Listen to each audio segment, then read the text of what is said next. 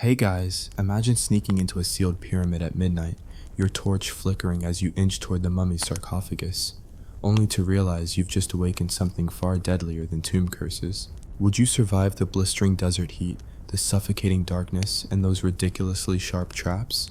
Yeah, me neither. Before you get comfortable, please hit like and subscribe, but only if you truly enjoy what I do. Drop a comment telling me where you're tuning in from and what time it is for you. It's always fascinating to see who's joining us from around the world. Now dim the lights, maybe turn on a fan for that soft background hum, and let's dive together into today's journey. You thought grave robbing was as easy as opening a dusty old coffin? Think again. First off, the sun in ancient Egypt wasn't your friendly beach day companion. It was a merciless beast that baked everything from the stones under your sandaled feet to the very air you breathed. By breakfast, your skin would be crispier than the roast goose Pharaoh's kitchen slaves enjoyed, and you'd be parched enough to drink the Nile dry. If only you could access it without crocodiles auditioning for Best Supporting Predator. Now, picture yourself on your first night out.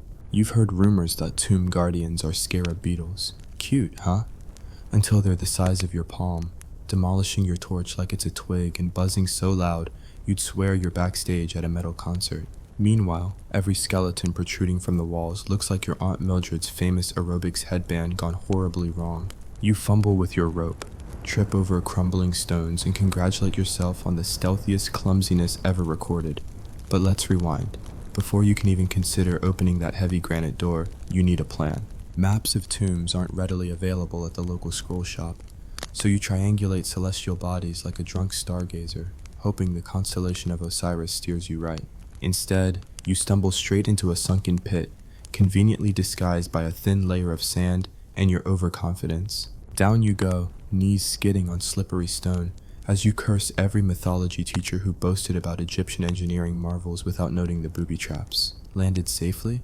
Oh, you mean lodged between two stone ledges, half your leg pinned? Nothing says vacation like the slow realization that the only thing preventing you from becoming a fossil is a single pesky scarab that's wandering around collecting microscopic dirt, to build its museum in your sock. You wriggle like a beached fish, your torch clattering down into the pit and shattering with the fervor of 1,000 ancient curses. Congratulations, welcome to your new home, welcome to your new nightmare.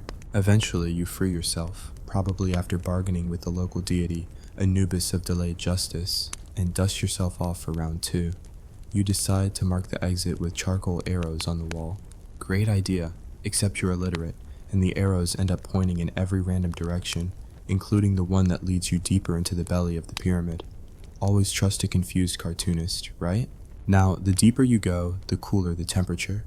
If by cool, you mean a wet, rancid chill creeping into your bones, it feels like the tomb itself is inhaling your life force. Every breath you take tastes like ancient linen soaked in rat pee. At this point, even the idea of rat pee seems preferable to the massive, rotting corpse of a noblewoman in her linen shroud, because let's be real, it's not just the smell.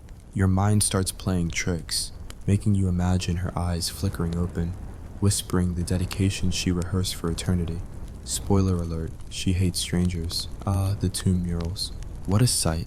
Vivid, colorful depictions of pharaohs conquering enemies, gods bestowing gifts, and endless rows of servants carrying jars of wine. Admirable artistry, until you remember you're in a looted tomb, and those jars of wine probably spilled all over the sarcophagus centuries ago. Also, every mural seems to depict people chained or complaining, and you begin to sense a pattern: death by dehydration, death by scorpion, death by dramatic trapdoor. The lesson? Sarcasm aside, ancient Egyptians did not have a great sense of workplace safety. After a quick inspection of the burial chamber, you spot the chest you came for. It's carved from ebony, inlaid with gold hieroglyphs promising eternal prosperity. Naturally, you imagine yourself rolling in riches back at the camp. Gold rings, expensive perfumes, maybe a souvenir scarab necklace for your pet cat. The reality, that chest is sealed with a massive stone plug and coated in resin so tough a modern safecracker would sob. You take out your trusty chisel and hammer, which you bought from the market because they looked good, and start chipping away. Each strike echoes so loudly you're pretty sure Tutankhamun's ghost just woke up and is filing a noise complaint. 45 minutes in, your wrist feels like it's been on fire. Your chisel bends like a twig and the chest hasn't budged. Time to innovate, or rather, panic.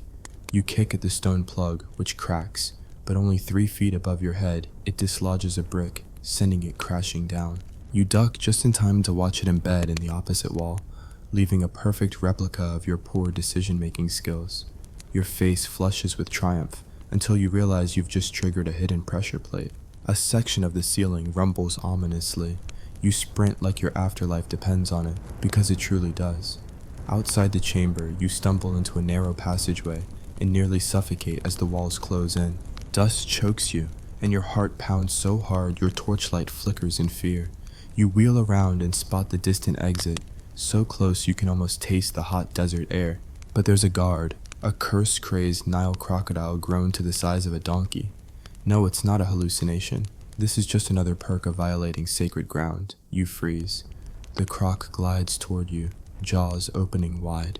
You consider your life choices, that economics degree you abandoned for adventure, that ancient treasure blog post promising fame and fortune. You reach into your satchel looking for anything resembling a weapon, only to find 2 dried figs and a love letter you saved for a romantic camping trip. Never hand feed a crocodile dried fruit. It's like giving a hyperactive child sugar right before nap time, with far more lethal consequences. The croc snaps at the figs, barely registering you until you trip over your own sandals and land in a puddle of ancient water. The croc eyeballs you, clearly disappointed in the menu, and decides you're the main course. You scramble away, flailing like a fish out of water, which, in this context, is regrettably accurate. By some miracle, or perhaps the pity of Bastet, you burst out of the pyramid, chest heaving and stained with so much dust you look like a walking statue. Behind you, the entrance seals itself in a puff of sand, as though the tomb is claiming another victim. You stagger toward camp, your comrades gaping at you as if you've returned from another dimension. You open your mouth to brag about your loot, the priceless scarab amulet, the alabaster jars, but all you find is a soggy love letter. Triumph! As you collapse onto your makeshift bedroll, you start to count your blessings. Your bones are intact. You're alive, for now. And you have the perfect story to tell at the local tavern, provided you survive the infection brewing in your leg thanks to that pitfall. You pat your satchel, half expecting gold coins to jingle. Instead, you find only sand, imposter antiques, a cracked amphora, half-melted candles, and the faint, mocking echo of that goddess's laughter. So, would you survive as a grave robber in ancient Egypt? Probably not. The scorching sun, punishing traps, deteriorating curses, and territorial crocodiles make it an occupational hazard of biblical proportions. But hey, if you ever crave adventure, eternal riches, or a quick ticket to the afterlife, you now know exactly what you're signing up for. Just remember to pack more than figs, and maybe reconsider that economics degree after all. You stagger back to camp, your satchel weighed down by nothing more exotic than crushed pottery shards and a half-melted candle stub, but you convince yourself you've earned a moment of glory. Your comrades look at you like you've returned from the underworld, and you deliver a triumphal wink, only to step on a loose board and faceplant in the sand. Bravo! By dawn's first light, you've forgotten what sleep feels like. Your muscles ache like you spent the night wrestling a pride of lions, and your throat finally gives out a croak that might summon vultures. Still, there's no rest for the ambitious grave robber. Today, you have a new plan. Infiltrate the workers' quarters of the Valley of the Kings, bribe a stonemason for inside information, then slip into the tomb of some minor official nobody cares about. It's foolproof, provided you ignore the minor detail that nobody trusts a dusty stranger offering half their meager wage for secrets. You approach the workers' village under the guise of a traveling merchant. You've spent an hour rubbing charcoal stains on your tunic and squinting at mules, hoping to look less like a well-fed city dweller and more like someone whose last meal was 3 goat teeth and a handful of barley. A kid hustles towards you, hawking fresh dates. You buy them all. You clench your teeth around the first one. The interior is stuffed with sand-colored grubs. Congratulations, it's day 2 of your epic adventure. Still, desperation can be a powerful motivator. You find a surly stonemason chiseling soapstone blocks for some yet-to-be-named pharaoh's obscure chamber. He squints at you through dust-coated lashes. You flash a handful of bronze coins, just enough to look generous, but not enough to get mugged. His interest piques. He says he knows of an upper chamber sealed since the reign of a forgotten queen. Apparently her tomb was never looted because the entrance lies beneath a half-buried storehouse. It's a treasure trove of canopic jars and, if rumors are true, a solid gold Ushabti figurine. You almost choke on your own greed. He lays out a makeshift map on a slab of soapstone. The chamber is northeast of the workers' huts, under a pile of straw mats and broken amphorae. There's a guard rota of 2 watchmen per shift, spaced 8 paces apart. Guard dogs patrol the perimeter. The entrance is concealed by a sliding limestone slab, requiring 2 strong hands to move, perfect for a duo. You nod solemnly, committing every detail to memory, then slip him another coin for good measure. As you turn to leave, he adds, "Watch for the sandstorm at midday. It lasts 20 minutes, covers everything, and blinds you completely." Helpful tip, or euphemism for, you'll die if you don't know what's happening? Only one way to find out. You scout the location at dusk. The straw mats smell like mildew and goat droppings, far from opulent. You brush them aside to reveal the slab, unmarked except for a shallow groove where sneaky fingers have shifted it before. You glance at your wrist. 20 minutes to midnight. Perfect. You squeeze your way between the amphorae, testing the slab. As advertised, it doesn't budge with one hand. Calling in your accomplice, an overeager former caravan guard, is out of the question. You need to move solo or risk sharing the loot. You plant your feet, grip the slab with both hands, and pull with every ounce of desperation you've got. The slab moves an inch, then 2, revealing a dark crevice that smells of stale air and something vaguely insectoid. You wedge a wooden beam behind it and slip inside, torch raised high. The chamber beyond is bigger than anticipated, an antechamber lined with shelves of dust-choked vessels. The air is still, not a breeze. A single tile mosaic covers the floor, an intricate pattern of lotus flowers and winged scarabs. Under the flickering torchlight, it seems to writhe. You suppress the urge to dance. You're here for treasure, not cultural appreciation. You edge forward, scanning for the next entrance. At the far end, another stone door blocks your path, bolted shut with metal pegs rusted into place. No obvious mechanism.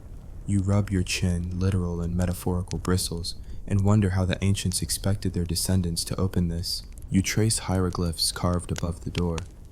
Only the pure of heart shall shine in eternity. You scoff. Purity of heart doesn't pay bills. Moments later, you realize your torchlight is dimming. The scarab drone from earlier reverberates in your skull. You tap your satchel for a spare. Nothing but crumbling flint shards and the aforementioned grub-infested dates. Wonderful, you whistle. The sound echoes off the walls like your conscience, persistent and unwelcome. You wave one hand, hoping to keep the insects at bay, and backtrack to the antechamber. A sudden gust almost blows out your torch completely. You stagger forward, ears ringing. The mosaic floor vibrates faintly under your sandals. Before you can process the meaning, the ground shifts. The entire antechamber rotates, sluicing you through a narrow gap into the sealed burial chamber itself. Tomb engineers, 1. Grave robber.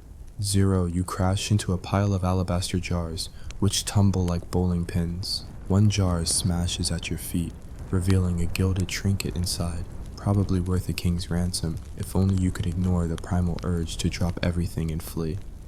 A moment later, the chamber grinds to a halt. You are alone. The antechamber sealed off, and the air thick with dust. There is no visible exit, only the sarcophagus of Queen Neferzetank, last of her line, wearer of 60 crowns and likely not thrilled to host guests. You approach the sarcophagus, the lid carved with a serene face that could pass for a yoga instructor. You ignore its smug grin and search for a lever or hidden catch. Nothing. You descend to your knees to examine the base. A thin line of gold filigree encircles the bottom like an invitation, and you have the sudden realization that gold is worthless if you never escape. Your torch sputters out. Total darkness. You fumble for flint, strike it, and pray for a spark. It catches. You inhale with relief and notice runes etched into the wall behind the sarcophagus. Warnings of eternal binding and curse of endless vigil. Cute. Reminds you of a timeshare contract. Sounds awesome until you read the fine print. You clear your throat. Queen Neferzetank, I respectfully request a way out? Silence, save for the echo of your own voice, which replies with the gravity of a tomb built to last millennia. You decide to nudge the sarcophagus aside. Maybe there's a hidden passage behind it. You push with all your weight, it barely shifts. You scoop dust from the floor, pile it under your feet for traction, and press again. The sarcophagus grinds on its stone base, carving grooves into the floor like a DJ scratching vinyl. You imagine it spinning around at any moment, but instead it shifts enough to reveal a narrow crawl space. Your heart soars. You wriggle through, your shoulders scraping the stone until you pop out into a slanted corridor. It's slick with moisture. Your sandals squish audibly as you stand. Head, a faint glow beckons. Hope surges through you until you remember the mason's warning. Sandstorm at midday. Despite the distance, you check your position. The sun's rays slice through a tiny vent high above, indicating the shaft's alignment. It's nearly noon, 7 minutes until the storm. You can outrun it if you move fast. You tear down the corridor, torch in hand.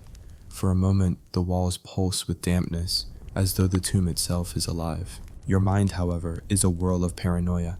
Is that just water dripping or the tomb crying in rage? You hit a series of descending steps that threaten to swallow your legs. You nearly trip on the last one, and your torch veers off, illuminating two hulking figures at the bottom. Statues of Anubis with eyes that gleam like obsidian. The sight freezes you.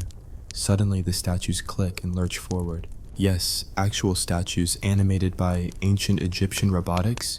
You wish you'd paid more attention in history class. They bar your path. You weigh your options, fight a pair of jackal-headed guardians, or turn back and face certain doom behind you. You choose the former, out of sheer masochism, if nothing else. You brandish your torch and shriek. The guardians freeze, their metal jaws clicking. It's a terrible battle cry, but it works. They hesitate. You dart past them, praying your sweaty arms are too slippery to grab. You feel their cold stone paws swipe at your cloak. You tear past, nearly collapsing as you emerge onto a gritty ledge overlooking the valley below. Below, a sandstorm rages. The winds howl like a chorus of banshees. You spot the workers' huts 200 paces east, but visibility is near zero. You clutch the ledge an inch along, arms shaking. Your heel catches on a loose pebble. You tumble, grabbing at the air until your fingers claw into a tuft of desert grass. You hang there, dangling like an offering to an indifferent god. You weigh your options, let go and plunge into the storm, or hoist yourself up and find a safer path. You summon every ounce of strength, haul yourself to the ledge, and stagger back.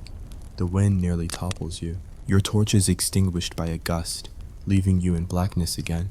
You conjure a mental image of a match lighting, ouch, sand in your eyes, and resign yourself to feeling your way forward. Hand over foot, you follow the wall, the wind tearing at your tunic like the world is trying to strip you naked in public.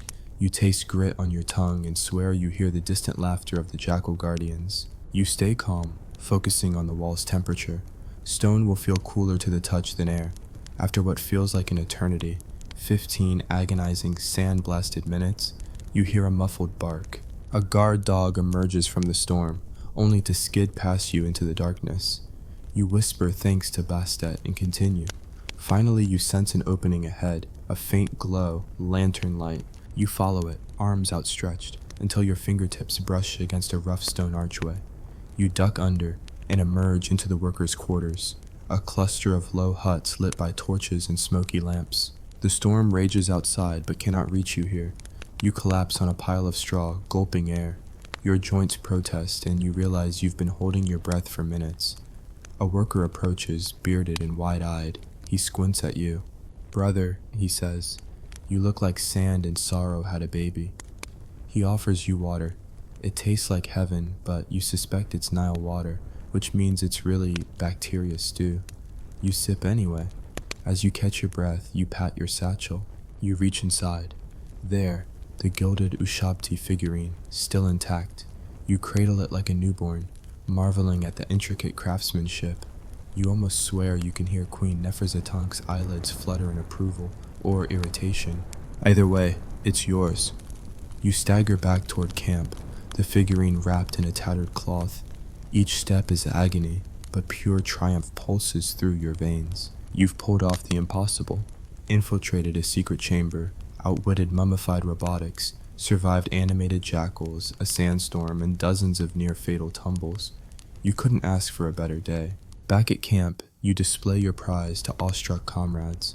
They cheer, slap you on the back, and offer you a cup of over-fermented barley. You raise the Ushabti high and proclaim, "To glory."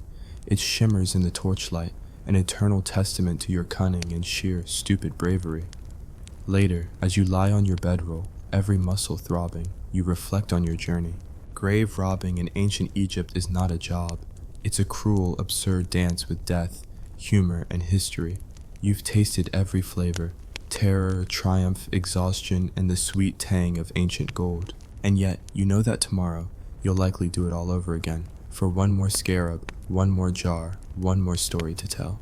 Because grave robbing isn't just about treasure. It's about chasing legends through suffocating darkness, surviving curses and crocodiles, and proving that even the deadliest tomb can't keep you out forever. And if you survive, you get to brag about it at the tavern until the infection sets in. But that's a problem for future you. Tonight, you rest. Tomorrow, who knows? The sands of Egypt are endless, and ancient ghosts are nothing if not persistent. But so are you. And that, my friends, is why you wouldn't survive, or why you might just outlast them all. The pale glow of dawn barely seeped through your makeshift tent when you awoke, every joint humming in protest like a Greek chorus of cranky elders. You'd barely closed an eye before the sting of yesterday's sunburn and sandstorm slapback reminded you that there is no such thing as rest for the grave robber. You sat up, gingerly massaged your temples, and eyed the Ushabti figurine perched on a wooden crate, a silent trophy that gleamed mockingly in the morning light. Its tiny arms were crossed in eternal servitude, a stiff rebuke to your own aching limbs. You tipped your head back and let out a groan that resonated through the camp like the death rattle of an unshrouded mummy. Breakfast consisted of stale dates, thankfully free of grubs this time, and water laced with more grit than clarity. You chewed slowly, savoring each crunchy shard as if it were a delicacy. Around you, fellow scavengers stirred, a lanky Brit nursing a blowout ankle, a pair of Nubian twins bickering over cart space, and that one Frenchman who insisted on applying cosmetic kohl under his eyes to blend in with the workers. His glare at you felt like a curse of its own kind. You pocketed another handful of dates, insurance against future starvation, and rose to your feet, determined to capitalize on yesterday's triumph. Your map, tattered, smudged, and decorated with charcoal doodles of angry scarabs, pointed toward your next prize, the hidden workshop of Amenemhat, a royal artisan whose tomb reputedly housed an unfinished alabaster statue of the god, Sobek, rumored to fetch a small fortune in far-off Alexandria.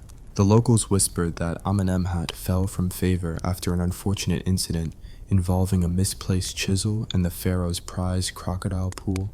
But tomb builders are notoriously meticulous about curse inscriptions. You mused that a vengeful Sobek might appreciate a bit of overtime haunting, but you needed that statue more than you feared any amphibious deity. First order of business: secure reliable transport. Your battered caravan mule, Cleopatra II, so named for her lofty aspirations of regality, was somewhere off grazing, stubbornly refusing to return until promised fresh barley.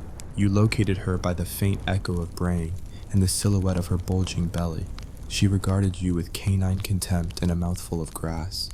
You approached with caution, offering a peace offering of barley husks. She snorted, spat them out, and pivoted to kick you.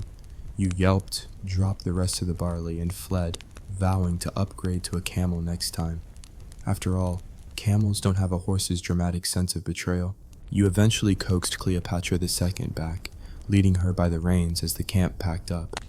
The route to Amenemhat's tomb snaked through jagged limestone hills, each spire casting long, skeletal shadows across the dunes. The sun climbed higher, turning the sky into an unforgiving sheet of white-hot iron.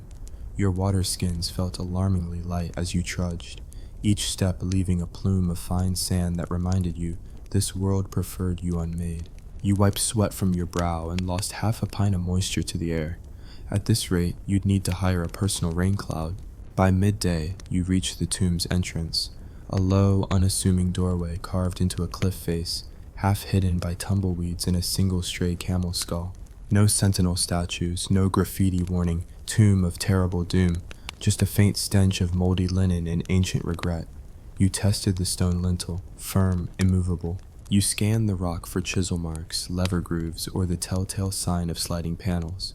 Spotting a hairline crack near the base, you produce your hammer and chisel, this time something sturdier, courtesy of yesterday's bribes, and began to work. Each strike sent a ping through the solid stone that sounded like a challenge to the gods themselves. 2 hours later, you'd created a small keyhole-sized gap. You inserted a tapered wooden wedge and twisted, leveraging every ounce of muscle. The lintel shifted a fraction, enough to slip inside on your belly. Immediately, the temperature dropped. You felt the air go from smothering heat to a damp, bone-chilling whisper, like the breath of thousands of mummies exhaling in unison. You rolled into the antechamber, coughed, and found yourself surrounded by jars of pigment, clay molds, and half-finished carvings. The scent of oil and wet plaster hit you like a slap. Artisans had clearly fled in haste, leaving behind their tools, pallets, and half-drunk goblets of what was probably last month's wine. You rose, brushing off dust, and flicked your torch to life. Shadows danced on the walls, bringing to life sketches of crocodiles, fish, and workshop scenes that looked like ancient Egyptian cartoons. You stifled a laugh. Amenemhat's workforce apparently had a sense of humor after all. You crept forward, mindful of squeaky floorboards and brittle clay shards. Your torchlight revealed a narrow doorway at the chamber's rear, flanked by 2 statues, one of Sobek with a crocodile head and muscular human body, the other of a rotund scribe perched on a lotus, pen in hand. Both stared at you in stony silence, as though judging your choice of footwear. You approached Sobek's statue with trepidation. Its glassy eyes reflected your lamp's glow like twin warning beacons. Beneath its feet lay a carved hieroglyph, "He who disturbs Sobek's art shall thirst forever." You exhaled a derisive snort. Yesterday's sandstorm had left you thirsting for anything liquid, but eternal dehydration sounded a bit much. Even by Egyptian standards, you scanned the floor around the statue, spotting a recessed lever disguised as a lotus petal. You jabbed it with your chisel and felt a satisfying click. The scribe's statue slid aside, revealing a hidden chamber beyond. Inside, the alabaster workshop had been cast in white marble splendor, benches lined with sculpting tools, broken fragments of statue limbs, and in the center, the unfinished Sobek idol. It stood nearly a full cubit tall, half-formed scales glistening in the torchlight. You circled it like a shark smelling blood, or more accurately, like a miser eyeing a naked coin. You ran your fingertips along its smooth surface. The stone was cool and damp, as though it had been recently polished by the river's eternal current. Your heart thundered. You pictured the look on your comrades' faces when you returned with this masterpiece. No more chipped pottery or melted candles. This was a statue fit for a temple. You reached out to touch the idol's snout, but hesitated. The workshop was strewn with empty wine goblets and broken reeds, testament to Amenemhat's abrupt downfall. Whatever curse awaited you was likely crafted with equal parts artistry and spite. Brushing aside your doubts, you grabbed the base and heaved. The statue shifted an inch. Encouraged, you knelt, braced your shoulder, and pushed. It slid smoothly, releasing a deep rumble as the floor beneath it descended on rails. You stumbled back as the entire platform shuddered, drifting downward into darkness. You clutched your torch high, bracing for impact that never came. Instead, you found yourself in a subterranean corridor illuminated by faint phosphorescent lichen that clung to the walls like ghostly graffiti. You tested your torch. There was enough flicker to guide you forward. The corridor narrowed, forcing you to duck and slide along the damp stone.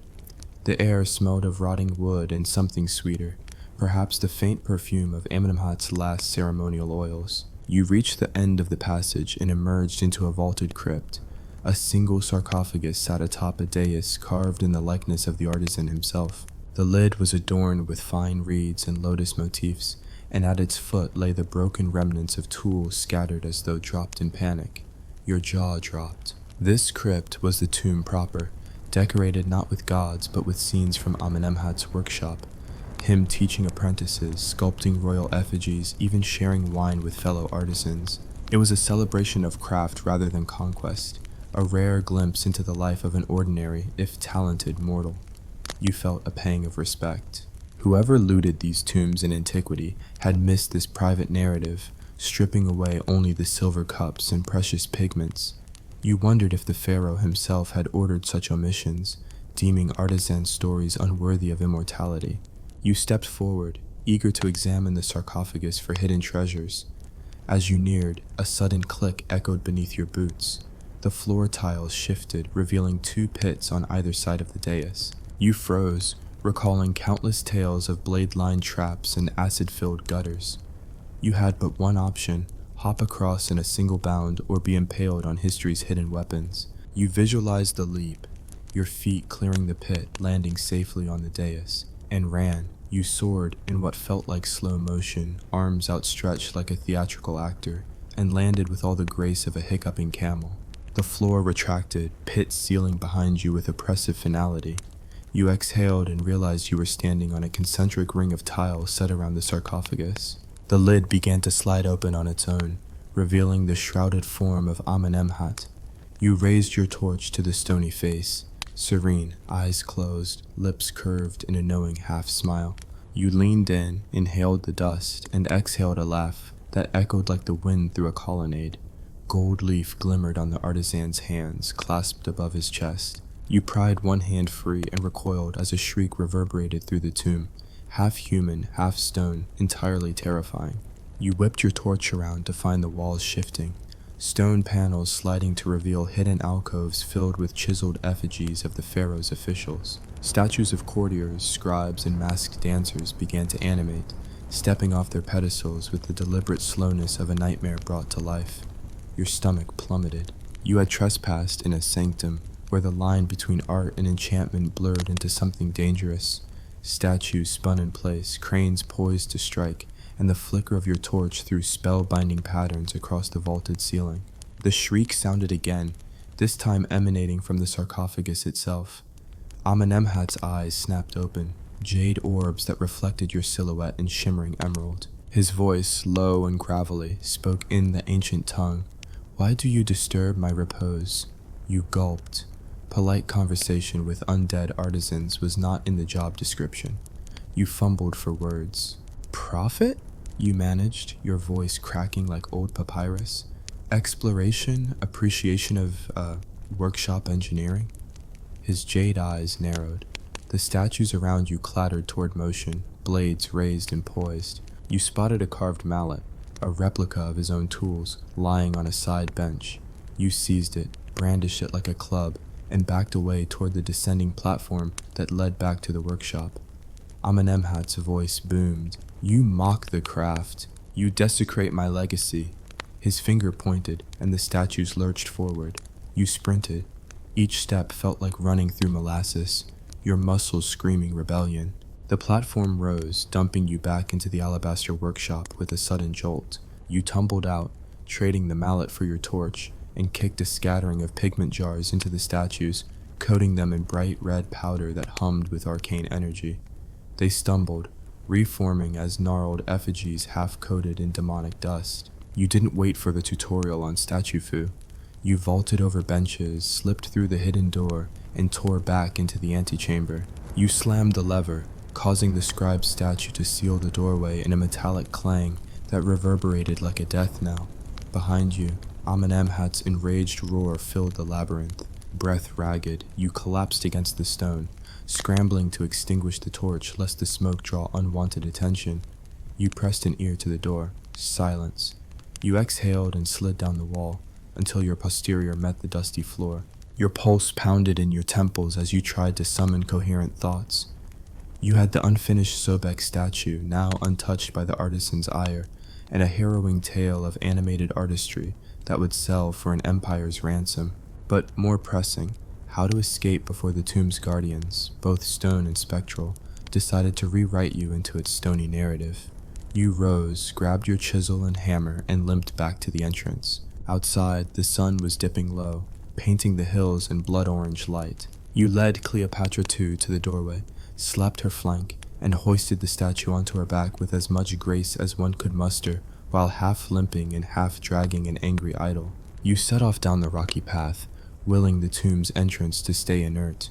Behind you, the lichen-lit corridor awaited the next intruder. Ahead, the camps of Alexandria beckoned with the promise of coin, ale, and perhaps a moment's peace. You patted Cleopatra's flank. "Onward," you whispered. "Let's go sell our souls and half of this monstrous statue for a proper drink." And as you disappeared into the twilight, the alabaster sobek glowed softly in the last rays of the sun, a silent testament to your hubris and tenacity. Tomorrow you'd plan your next heist, but tonight you would celebrate surviving another chapter in the absurd, deadly ballet that is grave robbing in ancient Egypt. You wake to the muffled clop of Cleopatra II's hooves and a shout of triumph from the bustling Alexandria docks. You've arrived, statue on mule, limbs intact, soul battered but gloriously intact. You guide the alabaster sobek off the mule with all the grace of someone wielding a lethal crocodile effigy. Passers-by gape, children point, and merchants pause mid-haggle. You nearly smile, nearly, but instead grit your teeth and soldier on, hoping that the weight of your prize won't trigger an impromptu collapse of your already questionable spine. The marketplace is a frenzy of colors, aromas, and opportunistic hawkers. Wheelbarrows of figs, stalls brimming with dyed linens, perfumers touting scents strong enough to strip rust from bronze. You navigate the chaos with the delicate elegance of a charging hippo, clutching your statue and nodding curtly at curious onlookers. Every corner you turn, someone whispers, "Ushabti," or "God Sobek," as if you've single-handedly invented divine tourism. You locate your contact, a wiry Phoenician art dealer named Menace, who's been sending you cryptic letters promising good coin and discretion. Menace spots you, blinks twice at the statue strapped to your back, and almost drops his wine amphora. Shock. You lead him to a quiet courtyard behind his workshop, where cracked pots make for a semi-respectable desk. Menace eyes the statue like a vulture assessing fresh carrion. He runs his fingertips over the damp marble, murmuring approval at the unfinished scales and the sturdy base. "Exquisite," he breathes. "You have outdone yourself. I shall pay you 20 talents, half now, half upon safe delivery to my client in Naucratis. 20 talents. Enough to retire, purchase a villa by the sea, or at least afford armor thicker than your current ensemble of patched linen." You almost hug him, which, in the stern world of grave robbing, counts as a declaration of undying loyalty. Menace flinches, so you settle for a firm handshake and collect your coin pouch. The leather feels unusually weighty in your hand, an unfamiliar sensation of security.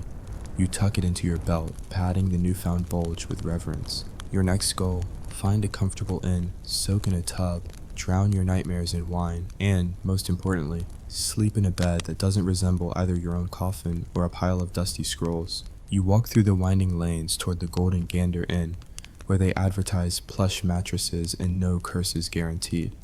Reasonable claim, you think, lacking the conviction needed to place much faith in such marketing.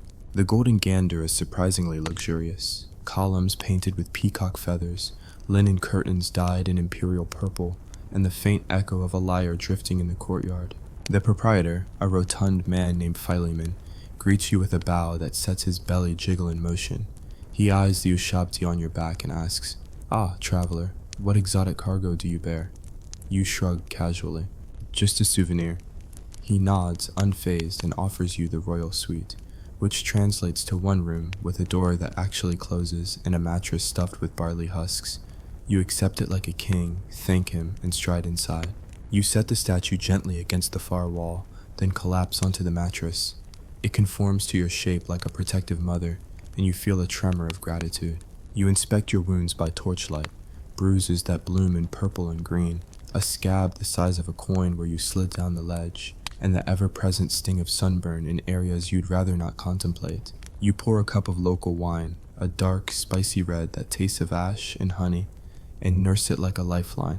With each sip, the taste loosens the knots in your chest, though your mind keeps flicking back to the animated statues, the subterranean curses, and that shriek of Amenemhat's sarcophagus. You shiver, swallow, and convince yourself that amnesia is a luxury you can afford, maybe until tomorrow. Sleep, when it comes, is restless. Your dreams are a phantasmal montage, scarabs the size of wagons skittering across marble floors, stone jackals snapping at your heels, and Amenemhat's jade eyes glaring through darkness. You jog in place, scream into pillows, and eventually awaken with a gasp, a cold sweat coating your forehead. The room is silent, but the gleam of the statue's snout in the corner looks menacing. You tell yourself it's impossible for a chunk of stone to embody malice, but after the last few days, you wouldn't put anything past the ancient Egyptians. Morning brings light through the window shutters, slicing through your haze of dread. You rise, stretch muscles you forgot existed, and dress with the precision of someone assembling battle gear. You decide to check on your treasure one last time before delivering it. Approaching the statue, you notice a fine crack running through its base, one you're certain wasn't there yesterday. You crouch and touch it. Your finger brushes the fracture, and a tingling sensation shoots up your arm. You jerk your hand back, heart pounding. Maybe it's just settling after Menace hefted it. Stone shifts, right? You tell yourself yes, but your stomach says otherwise. Putting superstition aside, temporarily, you secure the statue to a small wagon you hire outside the inn. Two burly workers grunt as they strap it down. You pay them extra, never to speak of what they're hauling. With a final wary glance, you send the wagon off toward Menace's warehouse. Now it's out of your hands, free from the gravity of curses and traps. All that remains for you is to collect the final payment, celebrate, and, if ambition strikes, plan your next escapade. Maybe the lost tomb of a Nubian queen, rumored to contain golden sandals so ornate they were said to make the wearer dance without music. You wander Alexandria's promenades, letting the sea breeze cleanse your senses. Fishermen haul in nets teeming with silver fish, vendors sell sweet cakes drizzled with date syrup, and philosophers debate everything from stoic logic to the best method for cleaning limestone. You half listen, half scan the crowds for any sign of Manus' messengers or possible assassins hired by jealous rivals. When no one leaps out brandishing bronze daggers, you allow yourself to relax into the rhythms of city life. You even buy a fresh garland of jasmine, weaving it into your hair like a peacock's tail. It's absurd, but if you can't indulge in ridiculous florals after outwitting curses and crocodiles, then what's the point of surviving? News arrives by runner. Menace has confirmed the statue's safe arrival, praises its craftsmanship, and instructs you to meet him at the lighthouse at dusk. Later, you receive a second note. Beware the tide. Intriguing. You tuck the message into your belt, no deciphering required, and head toward the ancient pharaohs, whose top is said to be visible from miles away. The lighthouse stands on its island, connected by a narrow causeway. As you walk, the tide is somewhat high. Water laps at the stones, but nothing life-threatening. You arrive at dusk, the sky brushed with lavender and gold, and see Menace pacing near the base, flicking his cloak like a restless cat.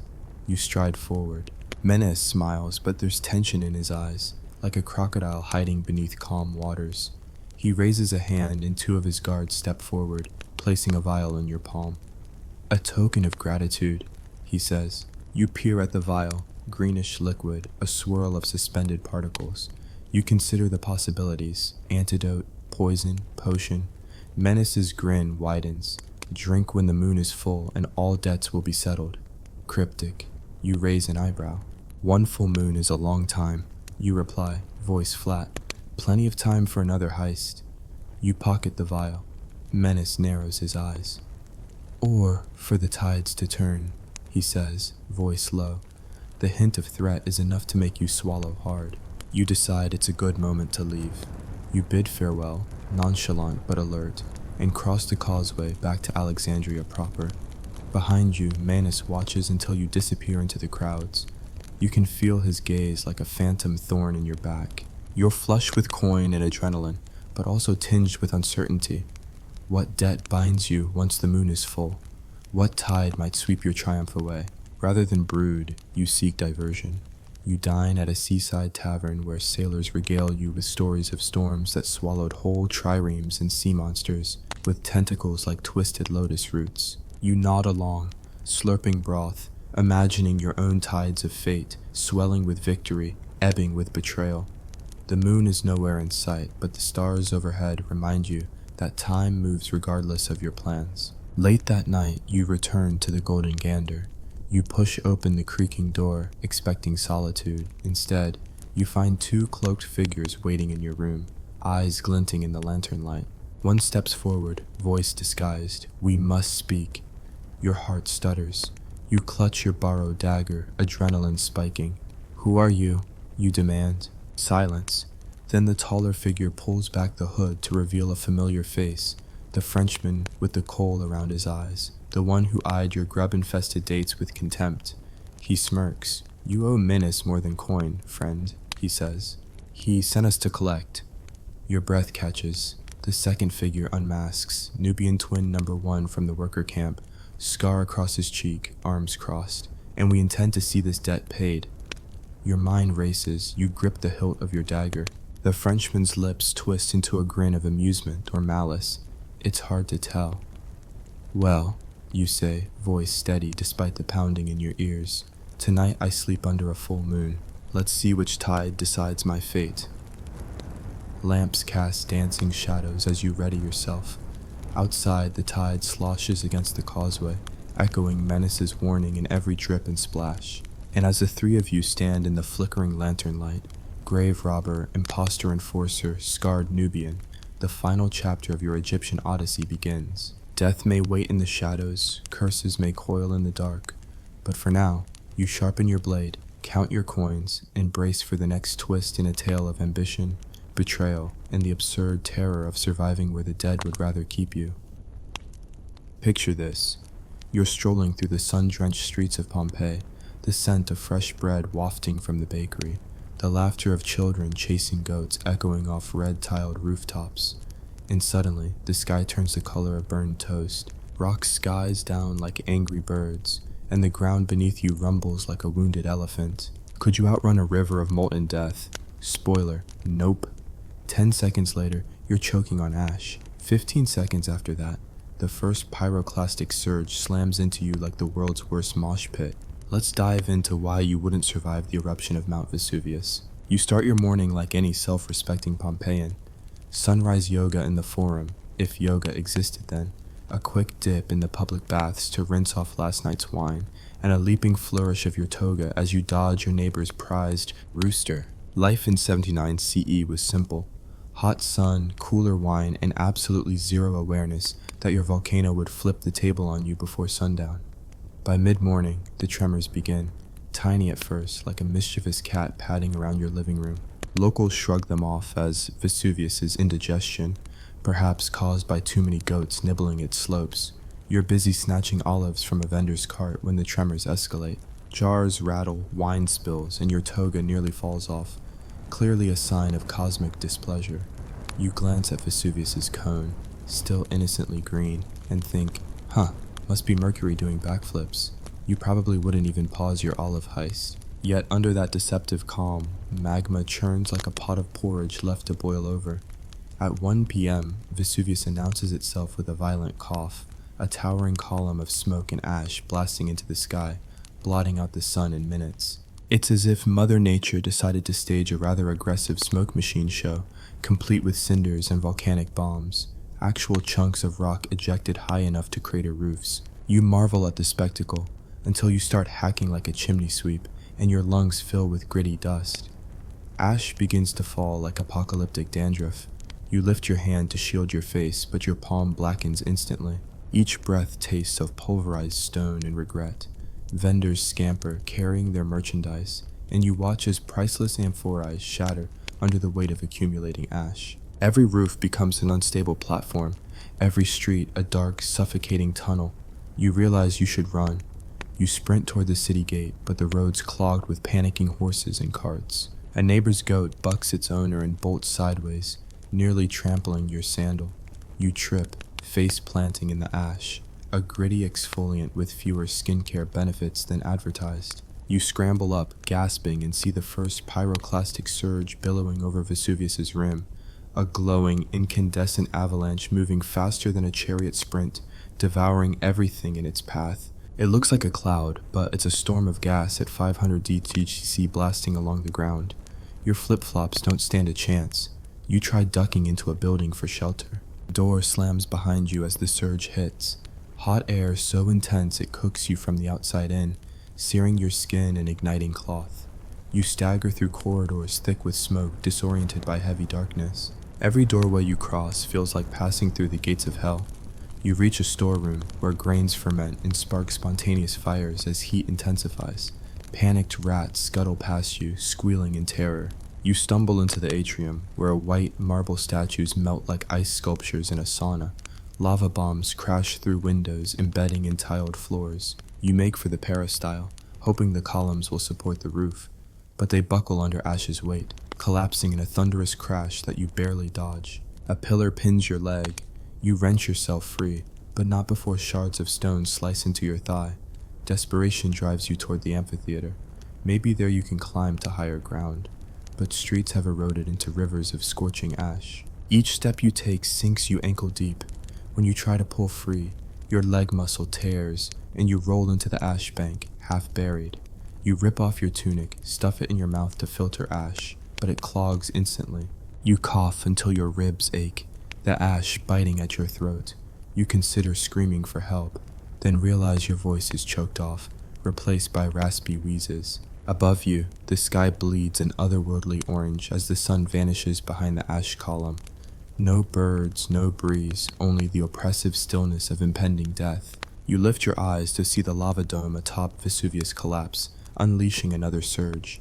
In your final moments, you feel the ground tremble again, a rolling wave of gas and ash bearing down. You lift an arm as if to fend it off. Your vision blurs. You think you glimpse your own tomb in the making, an eternal silhouette, frozen mid-sprint, ash casting you in bas relief. And then, blackness. Surviving Vesuvius required either Herculean luck or the foresight to be hundreds of meters away before 1 p.m. on August 24, 79 CE. Without modern warnings, gas masks, or self-driving cars to whisk you to safety, the people of Pompeii found themselves trapped in a nightmarish storm of molten rock and searing air. Temperatures soared beyond 400 degc in the surges, enough to vaporize flesh and bend metal. Ash rained for days, burying the city under 6 months of pumice and dust. Even the strongest buildings collapsed under the load. The only way you might have survived?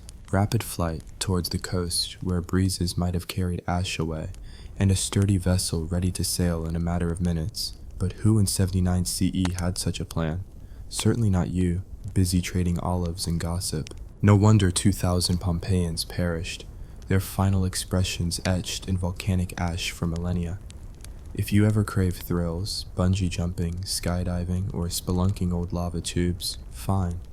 But attempting a close-range view of Vesuvius's wrath? That's a permanent ticket to Pompeii's ash-choked embrace. So next time you hear about the once-in-a-lifetime opportunity to tour an active volcano, remember the fate of those ancient partygoers. They partied until the mountain exploded, then turned into the world's most macabre garden gnomes. Stay safe, stay sarcastic, and for the love of all that is molten, don't try this at home.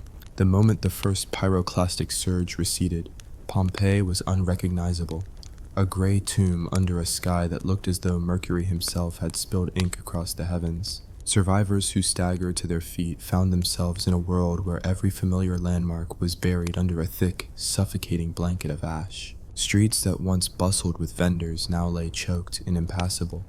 Rooftops sagged under the weight of pumice like groaning chests about to give way. And you? You're still dazed, coughing up black grit, clutching what remains of your toga as if it were a lifeline. You try to stand, but your ankle protests. You twist, wince, and realize you've landed in a crater of loose pumice, your foot buried up to the calf. The ash shifts beneath you like quicksand. Each frantic tug dislodges more debris, sending gritty fire down your leg until you scream loud enough to startle a nearby goat skeleton.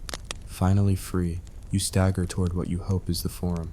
You remember the bath's tiled steps might provide firmer footing than these ash-choked alleys. Every so often, the earth groans, and another volley of hot ash rains down, forcing you to flail your arms and duck for cover under collapsed porticos or overturned wagons. The second surge roars in the distance, an angry beast gathering volume. You curse your decision to stay in the city, just to see what happens. Chronometers and omens were clear. Vesuvius was no walk in the park. Yet here you are, auditioning for the part of Ash Statue number 3. At the baths, you find a few dozen survivors huddled in the emptied changing room, faces streaked with grime and eyes wild with fear. A middle-aged baker's wife whispers about her husband trapped under a toppled column. A young slave boy clutching a pottery amphora of olive oil stares at you, as though willing you to rescue him.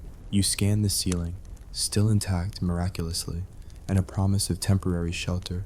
But temporary here translates to 2 minutes before ceiling collapse, so you don't bother making introductions. You clamber up the pool steps, using the stone rails as braces. The water's long since boiled away. The floor is a mosaic of cracked tiles and ash 4 inches deep. You lend a hand to the baker's wife, and she passes you a scrap of cloth to filter the air.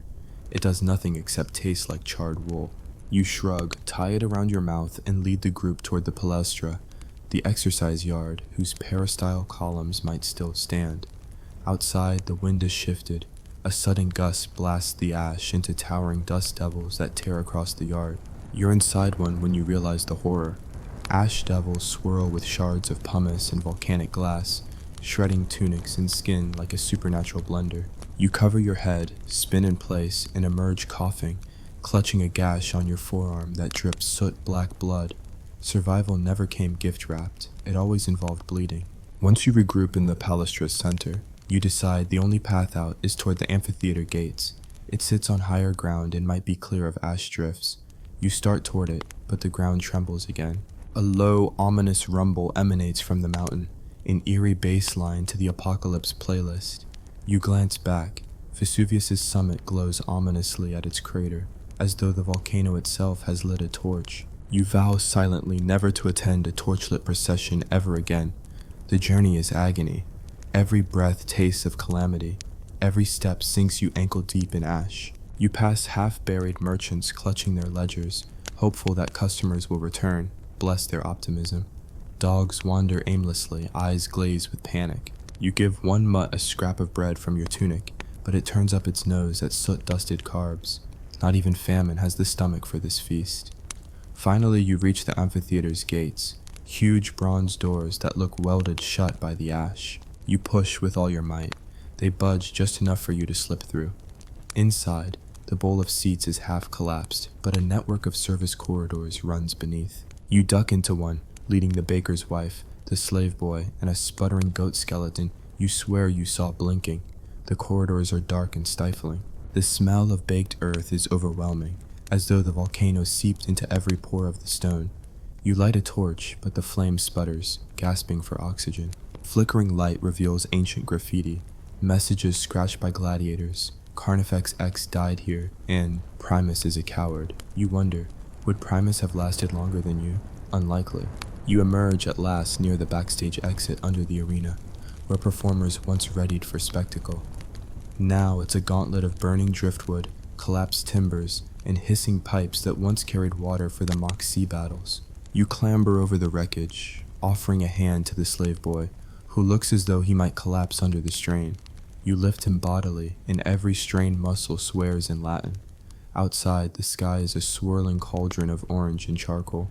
You can see the sea in the distance, a ribbon of lead dotted with fleeing sails. It's beautiful in a last light of civilization sort of way. You make for the shoreline, pressing your hand to your chest to steady the baker's wife, whose breath comes in pained wheezes. You're less concerned about her than you are that she clutches her own gash, possibly fractured ribs, but priorities in disaster are shaky at best. Reaching the coast, you find a huddle of boats, triremes repurposed as evacuation vessels. The crews shout at you to hurry. You carry the slave boy, guide the baker's wife past debris, and scramble aboard. A local fisherman tosses you a coil of rope. You secure your makeshift party and help haul them into the deck. The plank lifts away as the boat pushes off the shore, skidding through shallows clouded with ash-choked waves. From the deck, you stare back at Pompeii, an ashen ant hill under a sky that glows with molten fury. The boat's captain lights a lantern, and you swear the glow looks more comforting than the sun ever did. You slump against the rail, tasting salt water on your lips. Tomorrow you'll count your blessings. You, the baker's wife, the slave boy, and apparently that unnamed goat skeleton who somehow made it aboard. Not bad for a day's work. But night at sea brings new horrors. The ash in the sky makes the stars vanish. You're adrift in total blackness. Each wave slaps the hull like an unanswered question. Where will you go? Naples, Tarentum, anywhere beyond the shadow of Vesuvius's rage. The wind whips the deck, and every drop of moisture tastes of sulfur. You hug yourself, second-guessing salvation. Is the sea any less deadly than a mountain of fire? As dawn breaks, gray as a funeral shroud, the captain steers toward a peaceful harbor rimmed with olive groves. You step onto land, legs shaky like overboiled pasta. The baker's wife collapses at the dockside. You catch her before she hits the stones. The slave boy, he's grinning, clutching his amphora of olive oil as though it were a golden idol. In that moment, you realize the absurdity. You left Pompeii to escape death by fire only to risk it at sea, and in some olive grove you can't even pronounce. You help them to a nearby inn, a humble place with earthen floors and a promise of bread. You barter for rooms, trading the slave boy's oil and your own battered sandals. The innkeeper eyes your soot-black tunic, wrinkles his nose, and points to a bucket of water. You strip off your toga, dunk it in, and watch the ash swirl away, like a nightmare dissolving in cleanliness. You collapse onto a straw mattress. Your body aches in places you never knew existed. Every breath still carries a hint of ash. You close your eyes and marvel at the fact that you, of all Pompeii's citizens, actually survived Vesuvius's rage. It wasn't skill, luck, or divine favor that saved you. It was a frantic scramble through collapsing corridors, a foolish hope that a boat would wait for you, and the stubborn refusal to give in. Outside, the olive trees sway in a breeze that carries no ash, only the promise of new beginnings. You breathe deeply, tasting life. Tomorrow you'll tell this story, of molten clouds, collapsing columns, and an evacuation so chaotic it makes modern airports look reliable. You'll recount how you, the accidental hero, defied nature's wrath and lived to mock it. And maybe, just maybe, you'll finally appreciate how fragile, absurd, and beautifully unpredictable survival can be. The dawn after your harrowing escape brings a deceptive calm. The sky is overcast with drifting ash, clouds too stubborn to clear, bathing the world in a perpetual gray dusk. You emerge from your rented room at the countryside inn, joints creaking like ancient hinges, and blink at the apocalyptic wallpaper of ashen olive trees swaying in the uneasy breeze. Breakfast is a dubious stew of barley and goat cheese, both liberally seasoned with volcanic grit, but you're too grateful to quibble.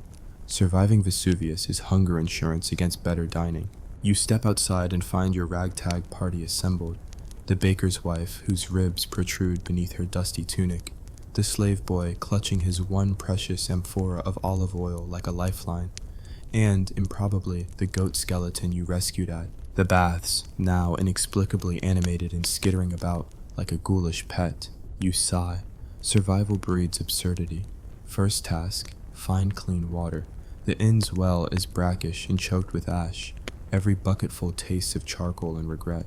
You barter with the innkeeper, a wiry man with a patch over one eye, for fresh spring water rumored to bubble from a nearby hillside. In exchange, you offer your last loaf of bread and an apology for the goat skeleton's habit of gnawing on the doorframe. He nods solemnly, accepts the bread, and points you toward the hill, warning that the path is slick with pumice and crawling with displaced wildlife. Climbing the ash-slick slope is treacherous. Every step sinks knee-deep.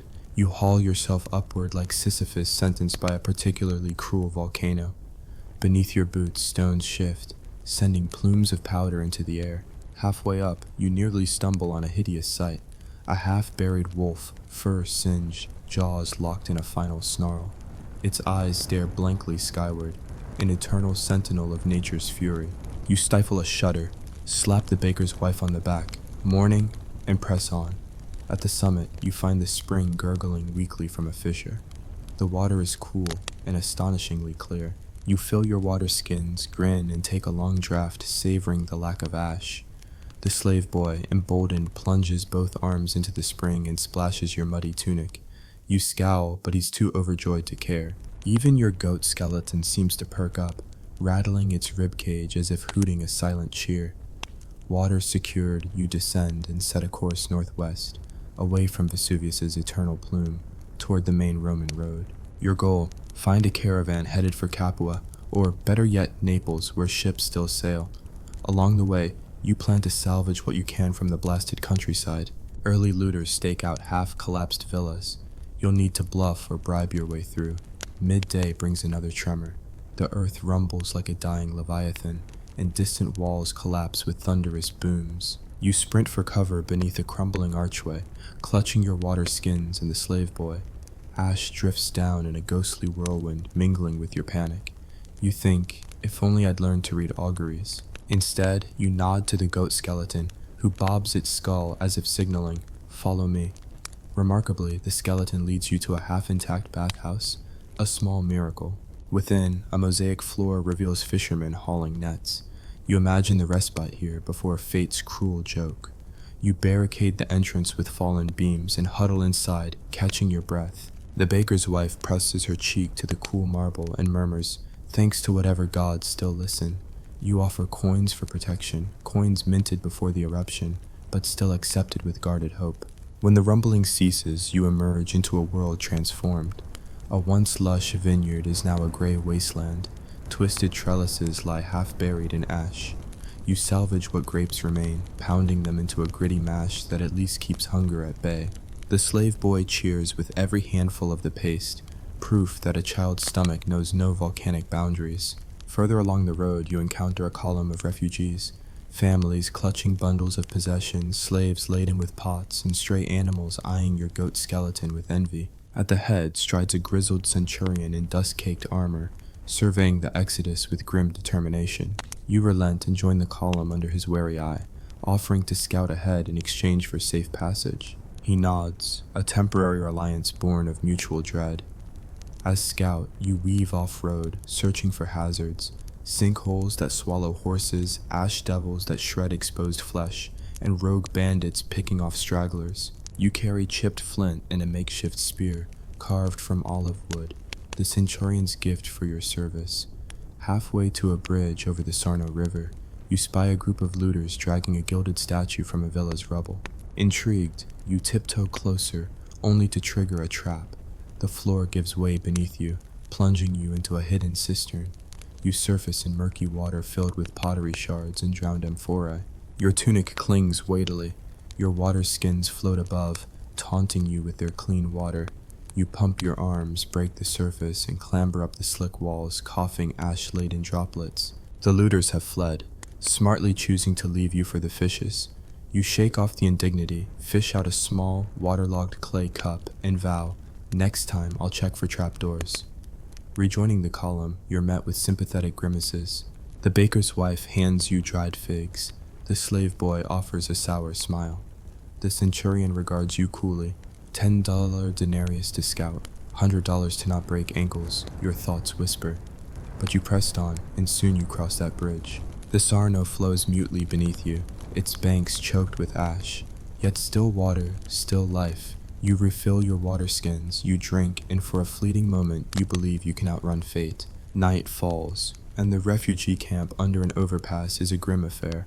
Bodies on stretchers, cries for lost loved ones, the ever-present hiss of ash cascading from above. You set up a meager fire, roast shriveled dates, and listen as the centurion recounts rumors. Naples port still functions, but sailors demand exorbitant fees to pass under Vesuvius' shadow.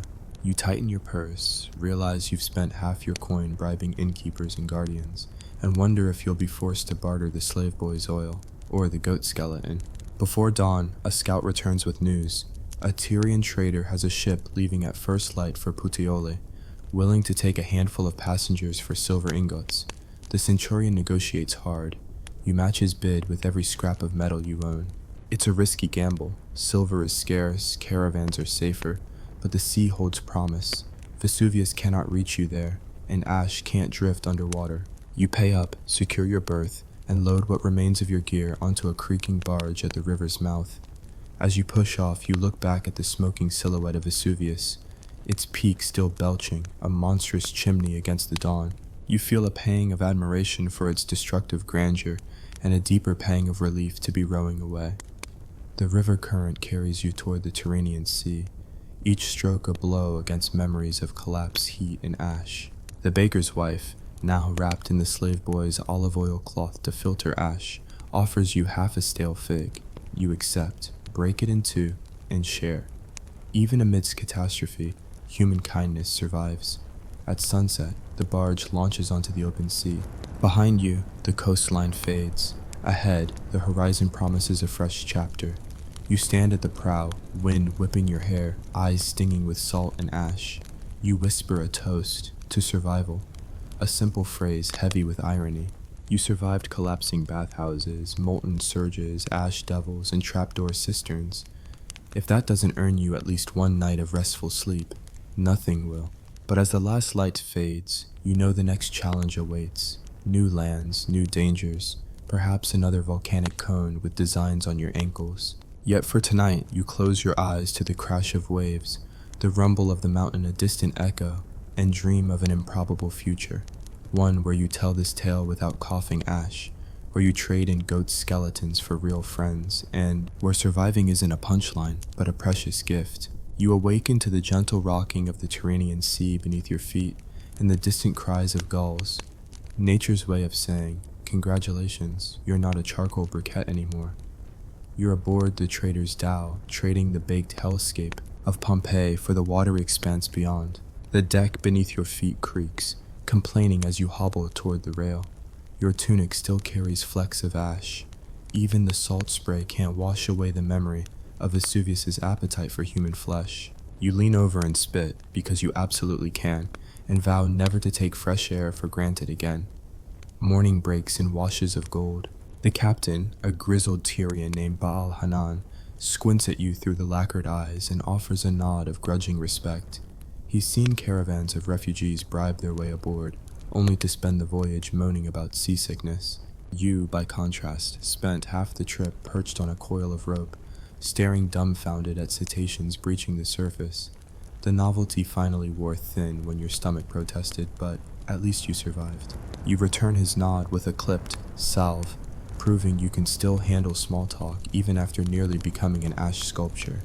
Below decks, the baker's wife and the slave boy have claimed the only spare hammock. You wander in to find them trading morsels of salted sardines, his olive oil amphora nearly empty. You hand over the last of your dried figs, a gesture met with grateful smiles and a silent promise to share the rest of your provisions when the fish stew arrives. A crowd of passengers, some merchants, a handful of soldiers, and a troupe of dancers hired to entertain, regard you with curiosity. You catch snippets of gossip. Pompeii's gone, Vesuvius still smolders, and the most terrifying verdict, men say Herculaneum might erupt next. You wince. If you wanted a sequel to your volcanic near-death experience, you'd subscribe to Bad Luck. Instead, you decide to keep your head down, enjoy the dessert of Catch of the Day, and focus on reaching Puteoli in one piece. By midday, your dhow slips into the broad bay of Puteoli, a bustling port more vibrant than you remembered. Its streets teem with traders from Carthage, Gaul, and the far eastern provinces. You disembark with caution, half expecting ash to rain down at any moment, but the sky overhead is an unapologetic blue, smeared only with faint wisps of cloud. It's disorienting. No choking dust, no distant rumble of anger. Instead, you hear the clang of smithies, the jangle of coin purses, and the bray of packs carrying exotic wares. First order of business, find lodging. Your purse is lighter than a freedman after taxes, but Baal Hanan's credit arrangement allowed you to promise payment upon arrival. You hunt down an inn whose sign boasts clean beds and no umbrellas of ash. It's a modest vestibule with a courtyard full of flowering oleanders.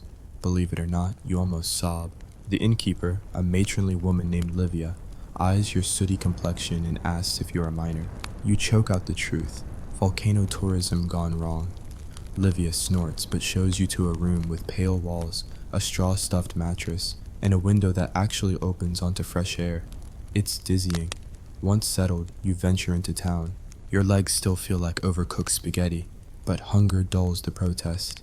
You navigate narrow alleys lined with stalls selling salted fish, fermented fish sauce, garum, and olives stuffed with pine nuts. You buy a portion of grilled mackerel, wrap it in flatbread, and perch by the harbor wall. The baker's wife joins you, sandwich in hand. The slave boy is already halfway through a large bowl of fennel soup. You all exchange stories, hers of scrambling through ash, his of nearly drowning under collapsed beams. Your own tale comes out more measured as you realize you've already delivered an epic, collapsing bathhouses, ash devils, and goat skeleton pets.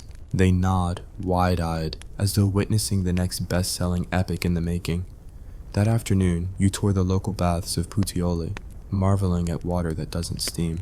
You slip beneath a shallow pool, marvel at mosaic floors depicting Neptune, and drift in the lukewarm water until the aches in your limbs dissolve. You almost doze off until a squeal jolts you awake. The goat skeleton, having escaped your room, clatters into the pool. You're treated to a silent underwater ballet of ribs and vertebrae. You surface, spluttering, and drag the skeleton ashore. Livia leaps back, crying, "Merciful gods!" You apologize, mop your brow, and swear you'll keep your skeletal pet confined after sunset. Sunset greets you with a fiery ball dipping behind distant peaks. You stroll along a quay stacked with amphorae, bearing imported wine from Campania. A merchant offers you a sample, dark, pungent, with notes of fig. You sip, savor, and almost raise a toast until you detect a faint bitterness. "Bittersweet," you mutter, like survival. The merchant chuckles, offers you a discount on a full jar for a story of your travels. You oblige, recounting your escape from Pompeii in rousing detail. By the end, he's buying you wine, promising to tell the Senate of your bravery, because in the Empire, a good story is worth more than gold. Night falls, and the inn's courtyard becomes a symphony of cicadas. You retire to your room, draw the shutters, and lie on your back watching the moonlight dance across the ceiling. Your scars throb slightly, a reminder that the mountain's fire still lives in your flesh. Sleep eludes you. You imagine Vesuvius coughing, the ground trembling, and cities turn to ash. The goat skeleton rattles outside your door, an orchestra of doom. You reach for a lamp, read by its flicker long into the night, until exhaustion finally claims you. Dawn on day 3 brings a new challenge: how to convert your harrowing experience into actual profit. You set off for the local forum, where senators and equestrians debate shipping tariffs and grain shortages. You request an audience with Gaius Plinius Secundus, better known today as Pliny the Elder, who's rumored to be organizing a relief fleet for survivors. You find him at a makeshift tribunal, scribbling notes and dispatching messengers. You approach, clear your throat, and pitch your services. "I survived Vesuvius's wrath, Senator. I can guide relief convoys through ash-choked roads and unstable ruins." He raises an eyebrow. "Your qualifications?" You recite a bullet list: collapsed bathhouse escape, goat skeleton escort, pyroclastic surge endurance. His lips twitch in what might be amusement or horror. He hands you a stylus and orders you to record your observations. Ash depth, road blockages, survivor locations. Within the hour, you are officially relief surveyor, rank survivor. Armed with official parchment, you lead a convoy of grain carts and relief supplies out of Puteoli, northward along the Roman road to the foot of Vesuvius. The sky above the mountain is an ominous gray dome. Plumes drift lazily, as though Vesuvius is nursing a hangover from yesterday's rampage. The road is littered with ruins, half-buried villas, collapsed pillars, skeletal remains. You navigate the mule train through gaps in the ash dunes, marking hazards with cypress branches. The baker's wife rides in a wagon of supplies. The slave boy runs ahead, placing markers and scaring off displaced wildlife. Even the goat skeleton tags along, its bony frame perched on the cart's edge like an undead mascot. By midday, you reach the edge of Pompeii. The once grand gates are obscured under 6 meters of pumice. You descend into the abyss, where streets have become ash trenches and doorways gaped like empty eye sockets. You point out fractured mosaic floors and tell the relief workers to drop supplies at points where survivors might gather. Rooftops sturdy enough to stand on, upper story windows slung with ropes for evacuation. You transcribe your notes furiously, mindful that accurate records will save lives. You pause at the forum, now a desolate expanse of stone and ash. You recall your own flight through collapsing columns, your lungs burning with dust. You swallow, grit your teeth, and press on. You locate a cluster of survivors, families huddled in a partially intact villa courtyard, faces streaked with ash and tears. You direct relief workers to drop clean water and bread from wagons. Tears well in your own eyes as you hand a loaf to a child whose eyes mirror your own desperation. You pat his shoulder, hear him whisper, "Thank you," and feel a surge of purpose greater than any gold coin. That evening, as you lead the convoy back to Puteoli, the sun drops behind Vesuvius, igniting the ash cloud in sheets of blood orange. You stand on the cart's edge, surveying the field of devastation. The baker's wife leans beside you. "You've done good," she says, voice soft. The slave boy bumps your shin with a tree branch marker. "We make a good team," you reply. The goat skeleton clicks its jaw in agreement. Night falls once more, and you return to the inn a heroizing figure, Half-mad survivor turned relief leader, Livia offers you a feast of salted fish, olives, and fresh bread as a reward for your service. You dig in, ravenous, savoring each flavor as though it were ambrosia. Over the table, merchants and soldiers raise goblets to you. Music floods the courtyard. For one night, the shadow of the mountain can't touch you. But beneath the celebration lurks the reminder that ash settles everywhere, in homes, in lungs, in histories. Tomorrow you'll return to Pliny, draft another report, and lead another convoy. The path ahead is long, fraught with danger, aftershocks, secondary eruptions, and the ever-present threat of looters turning relief wagons into their own gold mines. Yet you wouldn't trade your role for any toga in Rome.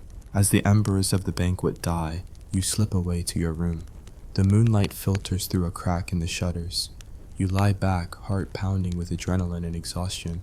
You close your eyes and see the flicker of pyroclastic flows, hear the thunderous collapse of columns, taste the grit of ash in every breath. But you also feel the spark of resilience. In the child you helped, in the survivors you guided, and in every grain of sand you refused to let crush your spirit. In the end, surviving Vesuvius was never just about outrunning molten rock or choking dust. It was about turning catastrophe into purpose, terror into compassion, and ash into the fertile ground of rebirth. As you drift into sleep, the goat skeleton perched at your bedside like a silent sentinel, you whisper a final vow. The fires of Vesuvius may rage, but so will the flame of human resilience. And no matter how many chapters this absurd, fiery saga demands, you plan to write every one of them, one breathless, sarcastic, survival-tinged sentence at a time. Ever wonder what it's like to spend day after day ankle-deep in mud, shell-shocked by a barrage that never stops, and staring at barbed wire until your eyeballs go cross-wired? Welcome to Verdun, 1916, where the French and Germans decided that the only way to win was to outlast each other in a pit. Literally. In the next few minutes, I'll break down exactly why you wouldn't last a single week, let alone months, in a trench at Verdun. Spoiler alert, it's not the mustard gas alone. You wake before dawn, though the sky hasn't changed color in days.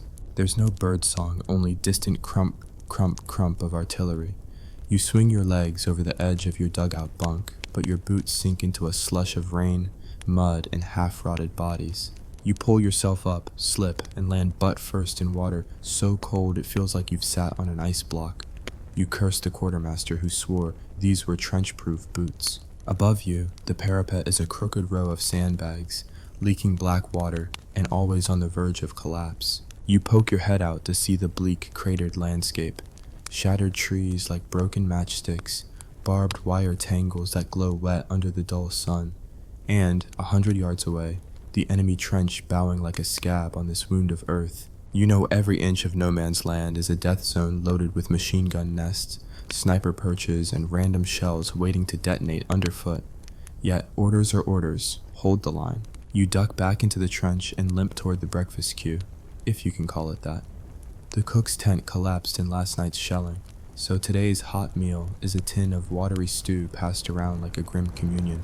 It smells faintly of horsehair because, let's be honest, the army, in its infinite wisdom, sent horse meat tins when real rations ran out. Someone jokes, at least we know the horses died quick. The laughter is hollow. You spoon the gray slop into your mouth. Every chew tastes like despair, salt, and metal. You swallow with difficulty, your throat raw from yesterday's mustard gas attack. You still cough up yellow-green phlegm that glows under your lamp at night. They gave you a gas mask, but the straps pinch, the lenses fog, and you can't eat or drink without risking a face full of splinters when a shell lands too close. Morning roll call is cancelled. Nobody cares about names anymore. Instead, you sharpen your bayonet and slip into the firing step. You climb onto the fire step, rifle ready, heart pounding like a bellows. Through the loophole you see movement, a gray form cresting the lip of no man's land. Your sergeant orders, aim low, mustard'll soak their boots. But it's only a stray French soldier who froze trying to fetch water. You squeeze the trigger. The recoil jolts your jaw. The scream you hear might be victory, or just the wind. Behind you, the trench is a network of duckboards floating in mud, leading to bomb-proof dugouts carved into chalky hillsides. You haul yourself into one and find 3 comrades huddled around a flickering lamp. One's reading a tattered letter from home. the papers smeared, the ink running like tears. Another polishes his rifle, the metal worn through from years in the muck. The third smokes a cigarette, lips blue from cold. You exhale, wishing for heat. An officer bursts in, face ashen. Gas coming at 1400 hours, he mutters. You glance at your watch, realize you haven't ever changed the time since mobilization. You shove your gas mask onto your face, the rubber clinging like a leech. Outside, you hear the whistle shrill, "Gas!" You yank the mask tighter, arms shaking. The yellow cloud drifts in, like a party you never wanted to attend.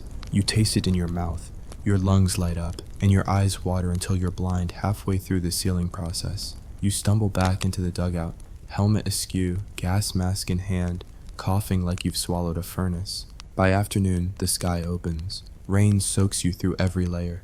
Tunic, underwear, skin. Your trench becomes a canal of sludge. You shiver uncontrollably.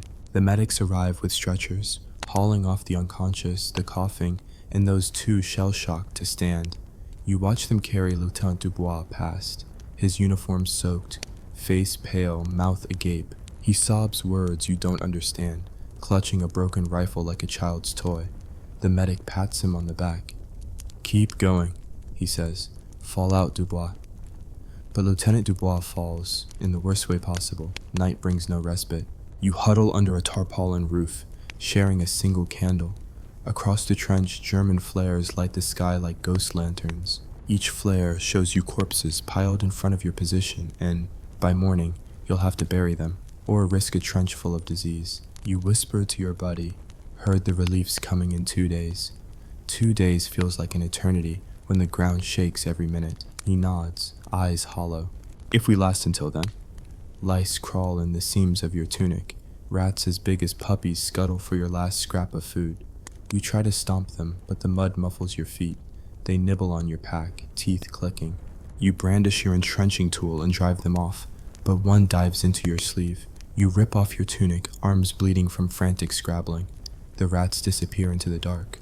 You stare at your wounds, tiny red tracks leading under your skin, and realize trench fever begins with a single bite. By dawn on day 2, you're a walking ruin. Gas burns in your lungs, frostbite nips at your toes, dysentery churns your gut. Yet, you climb the fire step again because the enemy might cross the parapet. Orders, fix bayonets and prepare to repel. The whistle blows. You charge into no man's land with 50 comrades crawling over barbed wire and cratered ground. Shells burst overhead. The smell of cordite stings your nostrils. You plant your bayonet in a German gas mask and see his eyes go wide. Confusion, fear, a tragic mirror of your own. You collapse, panting as the order "fall back" echoes. You retreat, dragging your rifle, legs shaking. You slip into your trench, lungs on fire, and slump against the wall. A medic presses brandy to your lips. The flame burns, but it's the only warmth you'll feel. You close your eyes, imagining warmth that isn't poison. And that, my friends, is just the first 48 hours. 2 days of this, and you're a ghost. Skeleton in mud, eyes hollow, spirit cracked like a broken billet. Verdun wasn't about strategy. It was attrition. A meat grinder fed by fear, fantasy, and the stubborn hope that you might live through tomorrow's barrage. So would you survive in a Verdun trench? Unless you're made of iron, driven by madness, or blessed by absurd luck, the trenches will break you. Your boots will fill with mud, your lungs with gas, your mind with rats, and your will with despair. Stay safe, stay sarcastic, and remember, history's nightmares are best viewed from a safe distance, like behind the camera, not in a trench. You wake to the mud-soaked taste of yesterday's nightmare coating your tongue, and a damp chill that seeps into every bone. Your breathing rattles like a rusty hinge, lungs still stinging from the gas attack, and your throat burns with each rasping inhale. It's day 3 at Verdun, and the sun, when it dares to peek through the gray, feels more like an interrogator's lamp than a source of warmth. You stagger out of your dugout, boots caked in a curry of mud and human waste, and squint at the parapet.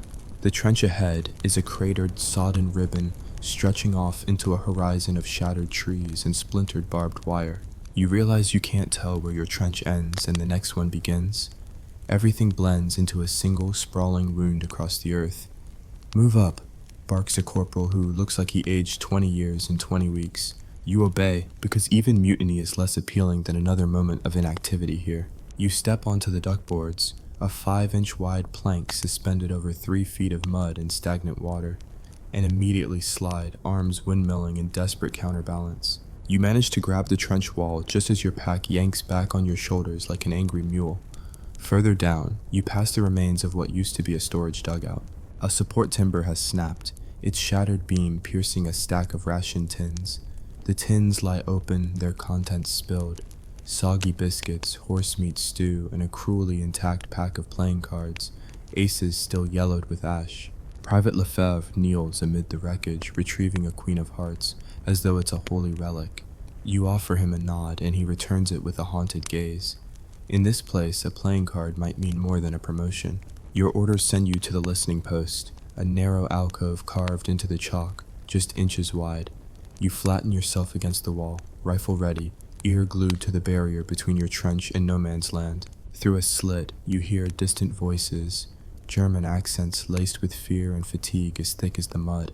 You scribble their cadence in the margin of your logbook. 3 men, low voices, arguing in dialect, possible water party.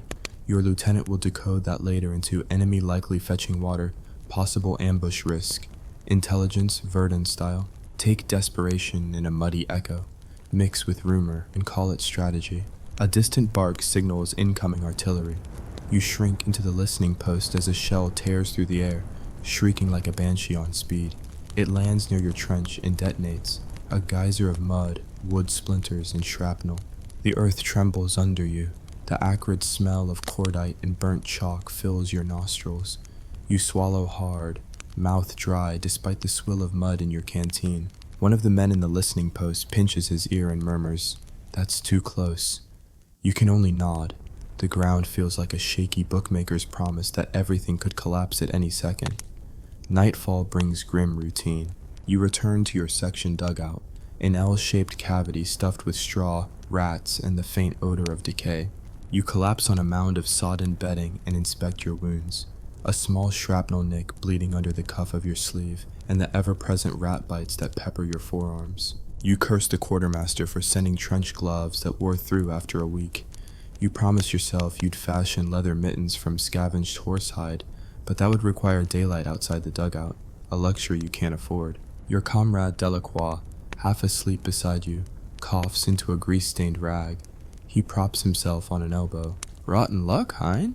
he croaks. You grunt agreement. The dugout's lamp gutter sputters, casting trembling light that turns shadows into mocking silhouettes.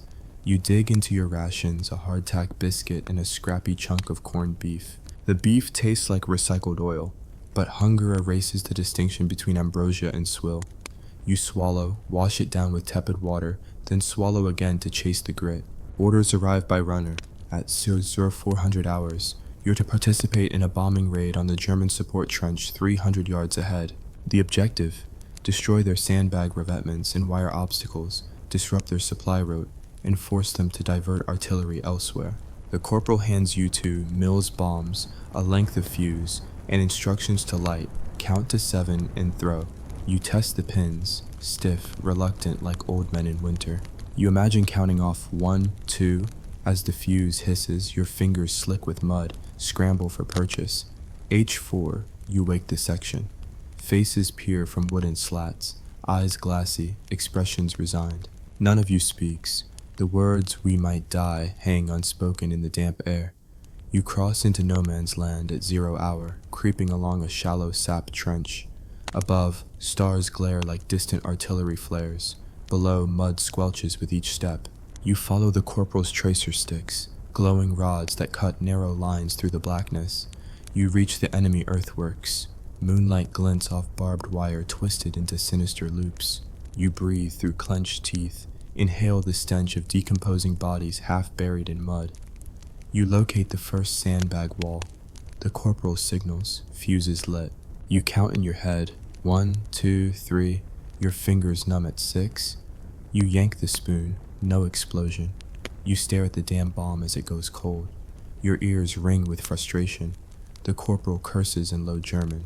No English translation necessary. A second bomb. Fuse hisses 7 nears. You lob it over. It lands with a dull thud. then erupts in a geyser of earth and debris. You duck behind a crater as boots scuffle, Germans emerging, guns racking, searching for you. You dart to the next gap in the wire, toss the second bomb. Its crater blooms, but you didn't carry enough to flatten the whole position. A German flare ascends. The shelling pans overhead, sending red specks of shrapnel skipping across the trench lip.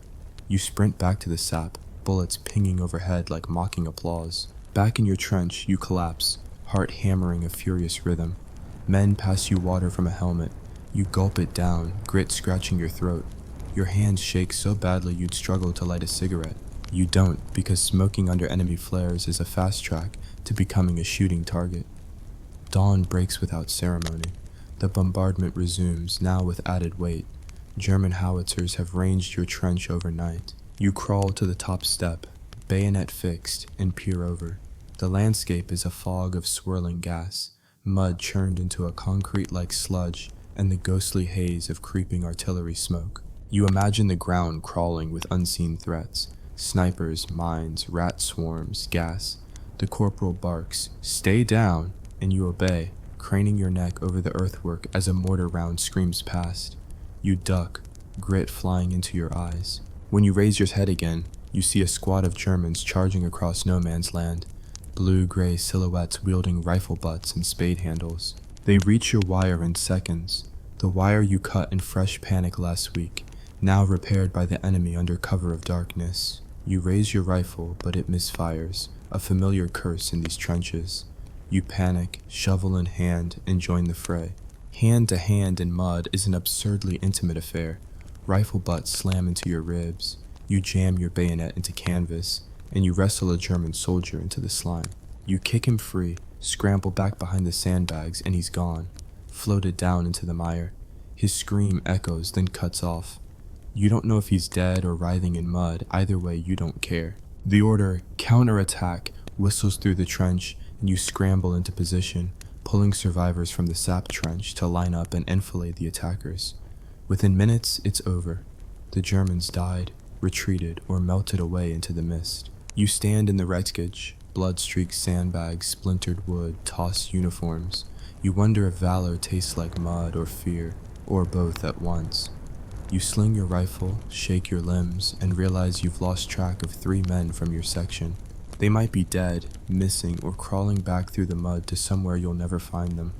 The sun climbs and the bombardment flares again. Artillery, the eternal heartbeat of Verdun. You check your watch, 110 hours. You've survived another 9 hours since the last attack. Does that make you invincible? A specter, or just another shell-torn husk? In the afternoon lull, you attempt to clean your rifle. Your hands tremble so violently, you puncture the oil can instead, spilling it into the mud. You wipe your eyes and curse yourself. A chaplain passes by, carrying a small wooden cross. He pauses, meets your gaze, and says, "It's a blessing you're alive, mon ami." You nod but can't respond. Blessings, you think, are for people not standing in literal excrement. Evening promises more shelling. You hug the trench wall, listening to the dull thuds grow closer, faster, like a cosmic metronome set to oblivion. You glance at the horizon, expecting to see the sky split open, but instead, the light dims as clouds scud across. No mercy there either. You stagger back to your dugout at night, arms dragging, mind frayed. You find the corporal asleep atop a stack of sandbags, helmet as pillow. You poke him. He mumbles something about glory and shuffles deeper into his blankets. You strip off your mud-caked tunic and find the rats have thrown a feast. Nests of straw shredded and little tooth marks across your meager stash of chocolate bars. Starvation, senility, sick bay, or shell shock. The options are endless. You dig through your pockets for the letter from home you've treasured, ink smeared beyond recognition. You smooth it flat, read a line or two that still holds meaning. We pray for your safe return. You scoff, then choke up, because even at Verdun, home is a powerful weapon. You yank yourself onto your bunk and wrap your arms around your knees. You stare at the low ceiling, patched with canvas and chalk dust. Sleep might come, or it might be interrupted by the roar of a 77mm shell punching through the roof. You roll over, face the wall, and hold your breath. This is day 3 at Verdun. 3 days of relentless mud, gas, rats, shells, and the absurd hope that you might see sunrise tomorrow. 3 days of watching comrades vanish under the weight of attrition, and yet you're still here, alive, mad, and wondering if survival is a curse in itself. Tomorrow you'll wake, do it all over again, and write another blood-soaked verse in the epic poem called Verdun. Because in this meat grinder, there is no exit, only the next barrage beckoning you forward, one battered step at a time. The gray light of dawn barely penetrates the thick canopy of saplings overhead, Verdun's attempt at camouflage during lulls between barrages, and you emerge from your dugout feeling as if you've been excavated from the earth itself. It's day 5, and you've traded your uniform's once proud starch for a patchwork of mud stains, shell fragments, and the occasional rat bite scab. The air still reeks of cordite, sweat, and the faint metallic tang of blood, almost fragrant by now. You force your legs over the edge of your bunk, each movement a negotiation with bones that protest like ancient hinges. Outside, the trench seems quieter, only a low rumble in the distance. But silence in Verdun is never peace. It's simply the calm before the next orchestrated hell. You glance at your watch, which stopped on day 2 when a shell's concussion knocked it from your wrist. Time here is measured in barrages, not hours. First order of business, ration check. You open your haversack and find half a loaf of moldy bread, a dented tin of bully beef, and 2 squares of chocolate so soft they could pass for paste. Your partner, Corporal Dubois, offers a rueful grin as he withdraws a single soggy biscuit. Bon appétit, he chirps. You bite into the bread anyway. Its moldy tang distracts your stomach complaints, and swallow the beef in 2 quick gulps. Hunger sharpens your senses, dread blurs the edges of reality. The officer's whistle crackles down the line. Stand to! You scramble onto the fire step. The ground wobbles underfoot as distant howitzers calculate your exact coordinates one more time. Over the trench lip, you glimpse the barren landscape, a moonscape of churned earth, shattered tree stumps jagged as cathedral spires, and the twisted skeletons of barbed wire that once bristled like nightmares. In the far trench, German silhouettes huddle under their own duckboards. You lock eyes with one soldier 40 yards away. He raises a gloved finger in mock greeting. You flip him the bird because etiquette died when the first shell fell. When the barrage finally roars to life, it unfolds in waves. First the high-pitched screech of falling projectiles, then the heart-thudding crash as they detonate, and finally the low groan of collapsing earth. The trench lurches. You grip the wooden rails until your knuckles whiten. Mud sloshes at your ankles. Every step you take launches a plume of dirty water. The world narrows to the tunnel of your breathing mask, the hiss of shrapnel slashing through the air, and the mantra in your head, survive, survive, survive. When the guns momentarily hush, you're ordered to go over. You wipe mud from your vision slit, secure your bayonet, and scramble into no man's land. The ground is a minefield of crater rims and razor wire. Each step is a gamble. You press your fingers against the moss-grown wall of an old shell crater, numb to the slime coating the rim. Every crater looks the same, no safe haven here. Your Sergeant Vignon, face smeared with soot, turns to you and shouts, "Advance through the steam!" The steam hisses from a ruptured gas main. No mustard here, only boiling water and scalding mud. You leap through in a single bound, your boots melting rubber on scorching metal debris. You reach the German trench line, now half destroyed by your own artillery's crossfire, and sprint along the duckboards. Splinters jab your palms. Mud oozes through every seam of your tunic. You lob grenades blindly into the gloom, relying on the clang and distant yells to guide your throws. One bomb lands and explodes beneath a collapsing log, a puff of dust and wood, followed by a haunting silence. Your e-tool cants over your shoulder like a grim pickaxe as you leap into the enemy trench, bayonet poised. You whack a German grenadier in the shoulder. He's too stunned to fight back, so you shove past him and sprint to the next crumbling revetment. In the absence of clear orders, you improvise. You kick aside a wire tangle, shimmy up the trench wall, and hoist yourself onto the lip. Beyond, a crater lake tinted red with blood waits. You slide down the opposite rim, stumble on submerged debris, and emerge soaked to the waist. A sudden crack rocks the earth. A sniper's bullet whizzes past your ear. You curse the foe's accuracy and the absence of cover. At the far end of the trench, You find a ruined dugout where a handful of Germans have barricaded themselves behind smashed sandbags. You catch your breath, chest heaving, and realize your magazines are empty. You slide behind a fractured wall, plunge your hand into your tunic for extra clips, only to find corpses cold, dead weight, no ammo. You grit your teeth, grab your E-tool, and charge. The first soldier falls to the butt of your rifle, the second you jab with your bayonet. You feel the sickening resistance of canvas and flesh, but victory tastes like iron. After a frantic melee that lasts seconds, yet stretches into an eternity, you emerge on the far slope of the trench line. You wave a ragged arm to signal your comrades who stream in to occupy the position. You collapse against the earthen lip, pat your coat for spare ammo, and count bodies. 7 Germans down, 2 of your men gone. You feel shock numbing your limbs, relief, guilt, triumph, and exhaustion swirling in a grotesque cocktail. A whistle pierces the air. Fall back!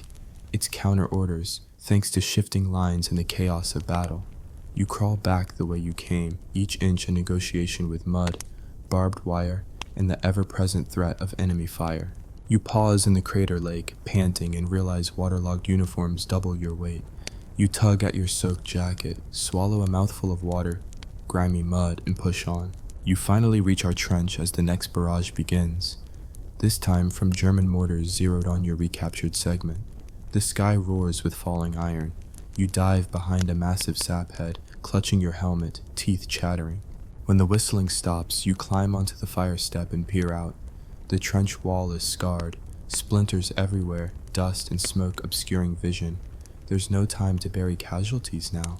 Retreat means living and breathing for round 2. Orders echo down the line. Prepare to defend. You dine on cold remnant rations passed in a swirl of soot, energy biscuits that taste like cardboard, ham so brittle it snaps like a twig. You swallow to avoid chewing. Your throat still sears from the first gas attack. The corporal hands you a small phial of rum. Dutch courage, he jokes, then hesitates before adding, use wisely. You twist the stopper, sniff the liquid fire, and down it in a single gulp. Warmth blooms in your chest, followed by guilt. Soldiers are supposed to fight sober, yet here you are, 1 dram from oblivion. Night falls in smothering blackness. Flares sting the sky red, then fade. The living duckboards creak as men shift positions. You settle beside Private Morel, who hums a tune you don't recognize but find eerily comforting. The tune is almost drowned out by the intermittent thump of rifle grenades lobbed overhead, each one a signal that sleep is a luxury the combatants cannot afford. Suddenly, through the haze of fatigue, you hear distinct voices, French soldiers exchanging sarcastic banter with the Germans across no man's land, voices carried on the damp night air. The absurd courtesy boggles your mind. Bien joué, one says. Danke, Egelment, the reply. Truce? No, just 2 warring sides too weary to hate at the moment. A rifle butt wraps a belt buckle, reminding you of your own rifle's presence. Then, forget the lullaby. 3 distant whistles. Gas! You scramble, wrench on your mask. The yellow cloud is slow rolling across the cratered plain, hugging the ground like a living creature. You yank on the protective cloak hastily. The straps snag on your pack, and you nearly choke on the gas mask's seal. All around you, men hack and sputter into the night, stumbling into dugouts like phantoms. You lock yourself inside a small sap loop, suffocating in the mask, and watch through the filming lenses as the gas creeps along the duckboards. Whoever thought chemical warfare humane deserves the worst possible classification, evil genius. The hours crawl. Eventually the gas dissipates, or you just grow numb to it. You stagger outside, tearing off the mask, only to be greeted by the sight of French medics dragging casualties into makeshift triage stations lit by lanterns. You study your own reflection in a puddle, hollow-cheeked, eyes glazed, uniform tattered. The man staring back is a stranger, unkind, worn, and shaped more by the trench than by his own will. Day 6 dawns with renewed artillery. The Germans have called in heavier howitzers. You count the explosions, dozens per minute, sound and fury without pause. You trace each crater as it yawns open, rocks flying, mud showering the trench lip. You retreat into a dugout for cover, and find your comrade Morel crouched in the corner, slumped against the wall. He's staring at the ground, cheeks wet. You glance at his hand, a letter, torn and mud-streaked, held loosely. You crouch beside him. He looks up, eyes empty. "They took my brother," he whispers. "He was in the line next to us." You nod, but words fail you. In Verdun, grief is as common as mud. By midday, the counterattack alarm sounds. You've barely recovered from the gas when you're told to reclaim the southern lip of your trench. Your bayonet glints in the smothered sun as you lead the charge. You scramble over sandbag walls, feet slipping on soggy duckboards, and emerge onto a shattered lip overlooking no man's land. Machine gun fire cuts the air into ribbons. Bullets wind past your helmet. You drop to one knee, squeeze off a burst from your rifle, and hit nothing but earth. Behind you, Corporal Dubois yells, "Eyes open!" You glance to your flank and see him twist, shot through the shoulder. He drops his rifle, clutches the wound, and you lunge to drag him back. You half carry, half drag him across open ground, tracer rounds zipping past you like angry hornets. You manage to throw him over the trench lip, collapse beside him, and bandage his arm with a strip torn from your tunic. He winces, but gives you a thumbs up. "Merci," he gasps. You nod, words a luxury neither of you can afford. The regaining effort stalls. You lost half your section in that mad dash. The surviving men hold position behind the lip, bayonets fixed, breathing hard. The trench ahead lies in ruins, but the Germans falter too. In this moment, both sides are equally spent.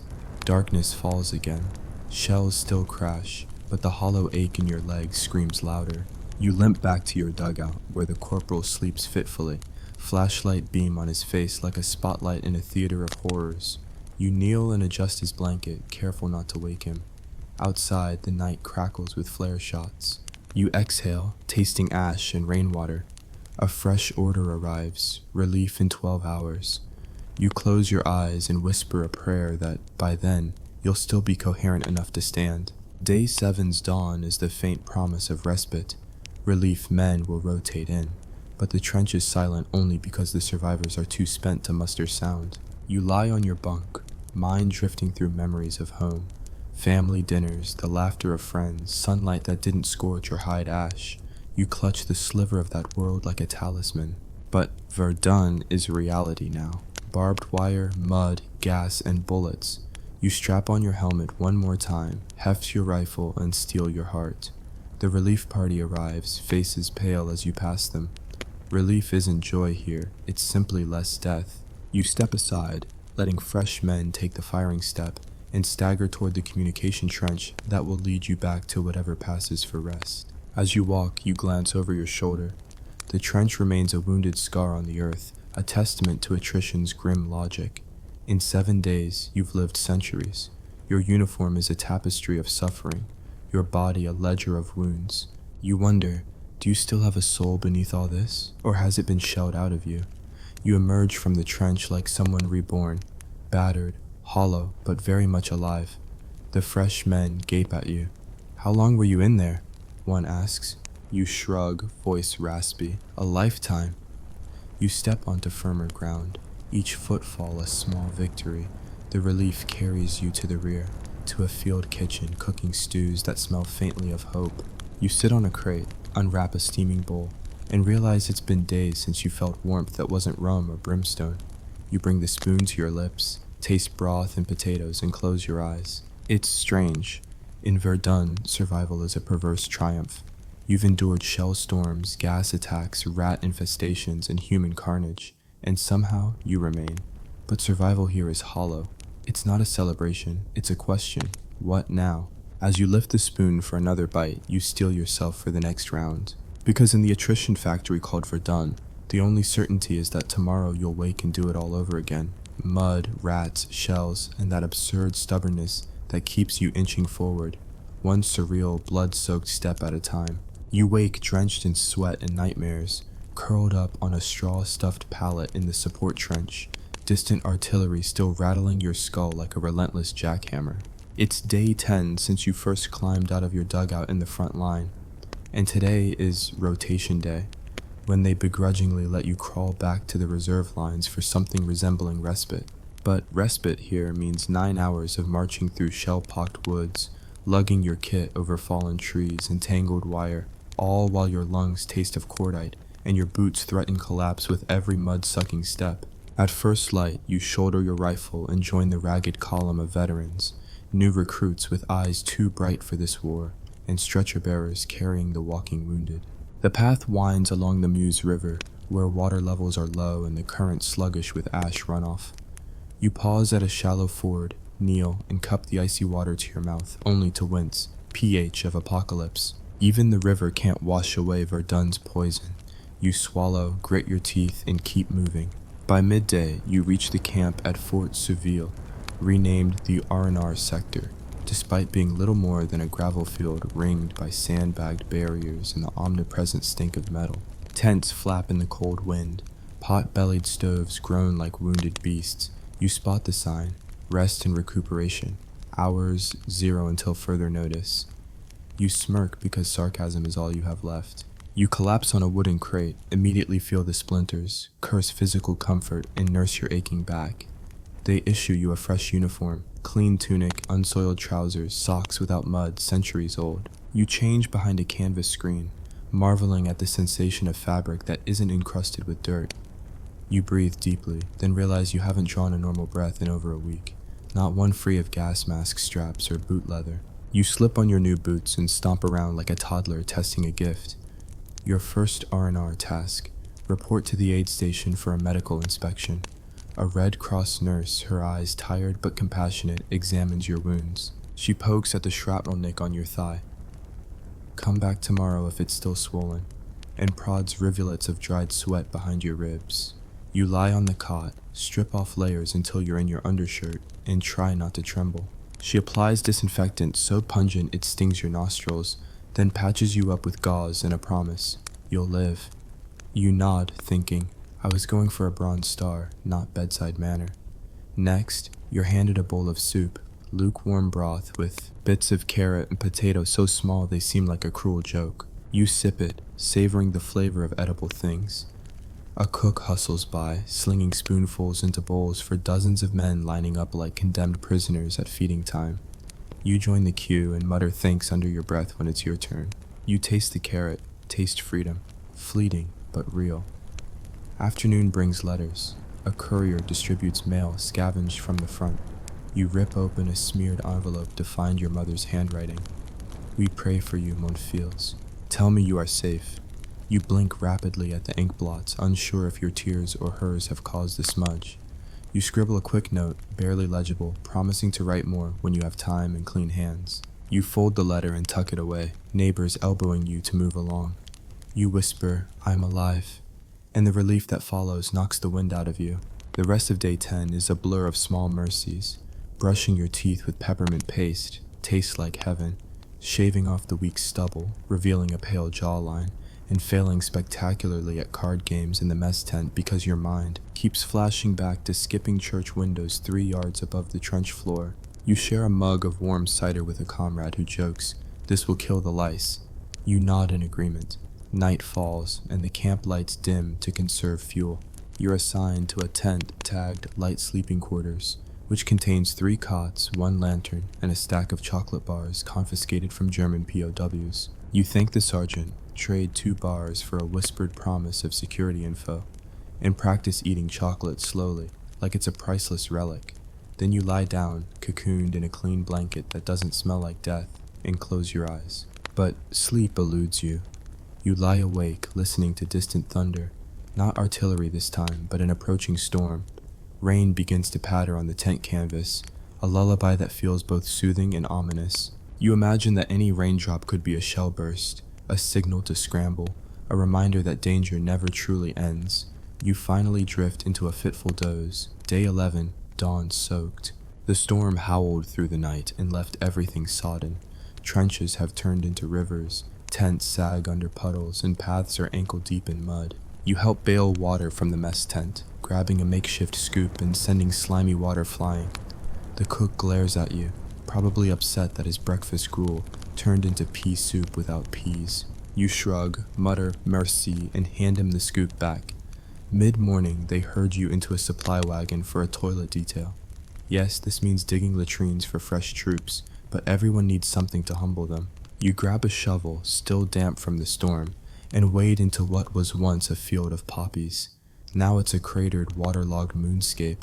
You dig holes, try not to notice the buried bodies you unearth in the process, and curse your ancestors for passing down strong hands. You finish the pit, line it with wooden planks, and install the rough sign, "Ablutions this way." Everyone laughs weakly. You pan back and glimpse the forest edge, smoke rising from the front line. The war rages on, indifferent to latrines. That afternoon, you're given permission to visit the Recreation Marquee, essentially a leaking tent with a piano and a stack of battered novels. You pick up a tattered edition of Victor Hugo's Les Miserables, flip through pages that are damp and curling, and settle into a rickety chair. You read about revolutionary barricades and human suffering. You look up at the piano, keys chipped and stained, and decide to tickle out La Marseillaise. Your playing is off-key, but fellow soldiers join in, voices hoarse but determined. For a moment, the marquee feels like a cathedral of hope. Day 12 brings fresh orders. You're to return to the front.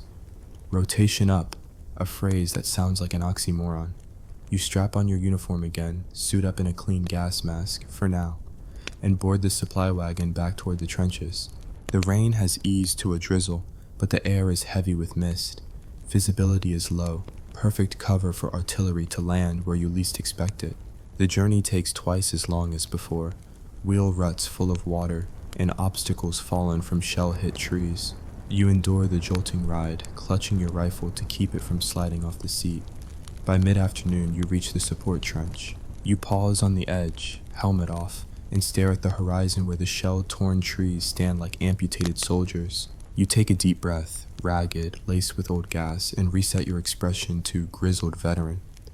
You climb down the ladder, boots splashing, and re-enter the mud world. Corporal Dubois spots you and offers a knowing grin. "Back for more misery, mon ami."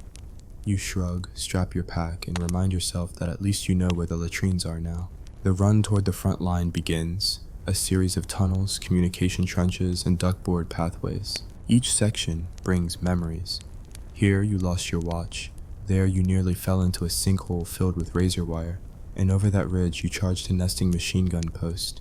You passed a listening post, now abandoned save for 3 rats arguing over scraps, and the bomb store where men once blew themselves up by accident. You step around the crater quirks, follow the faint inscriptions on chalk walls left by previous units, and eventually find yourself at the fire step. You peel your gas mask off in what feels like a ceremonial gesture, mask in hand, goggles damp, and wipe your brow.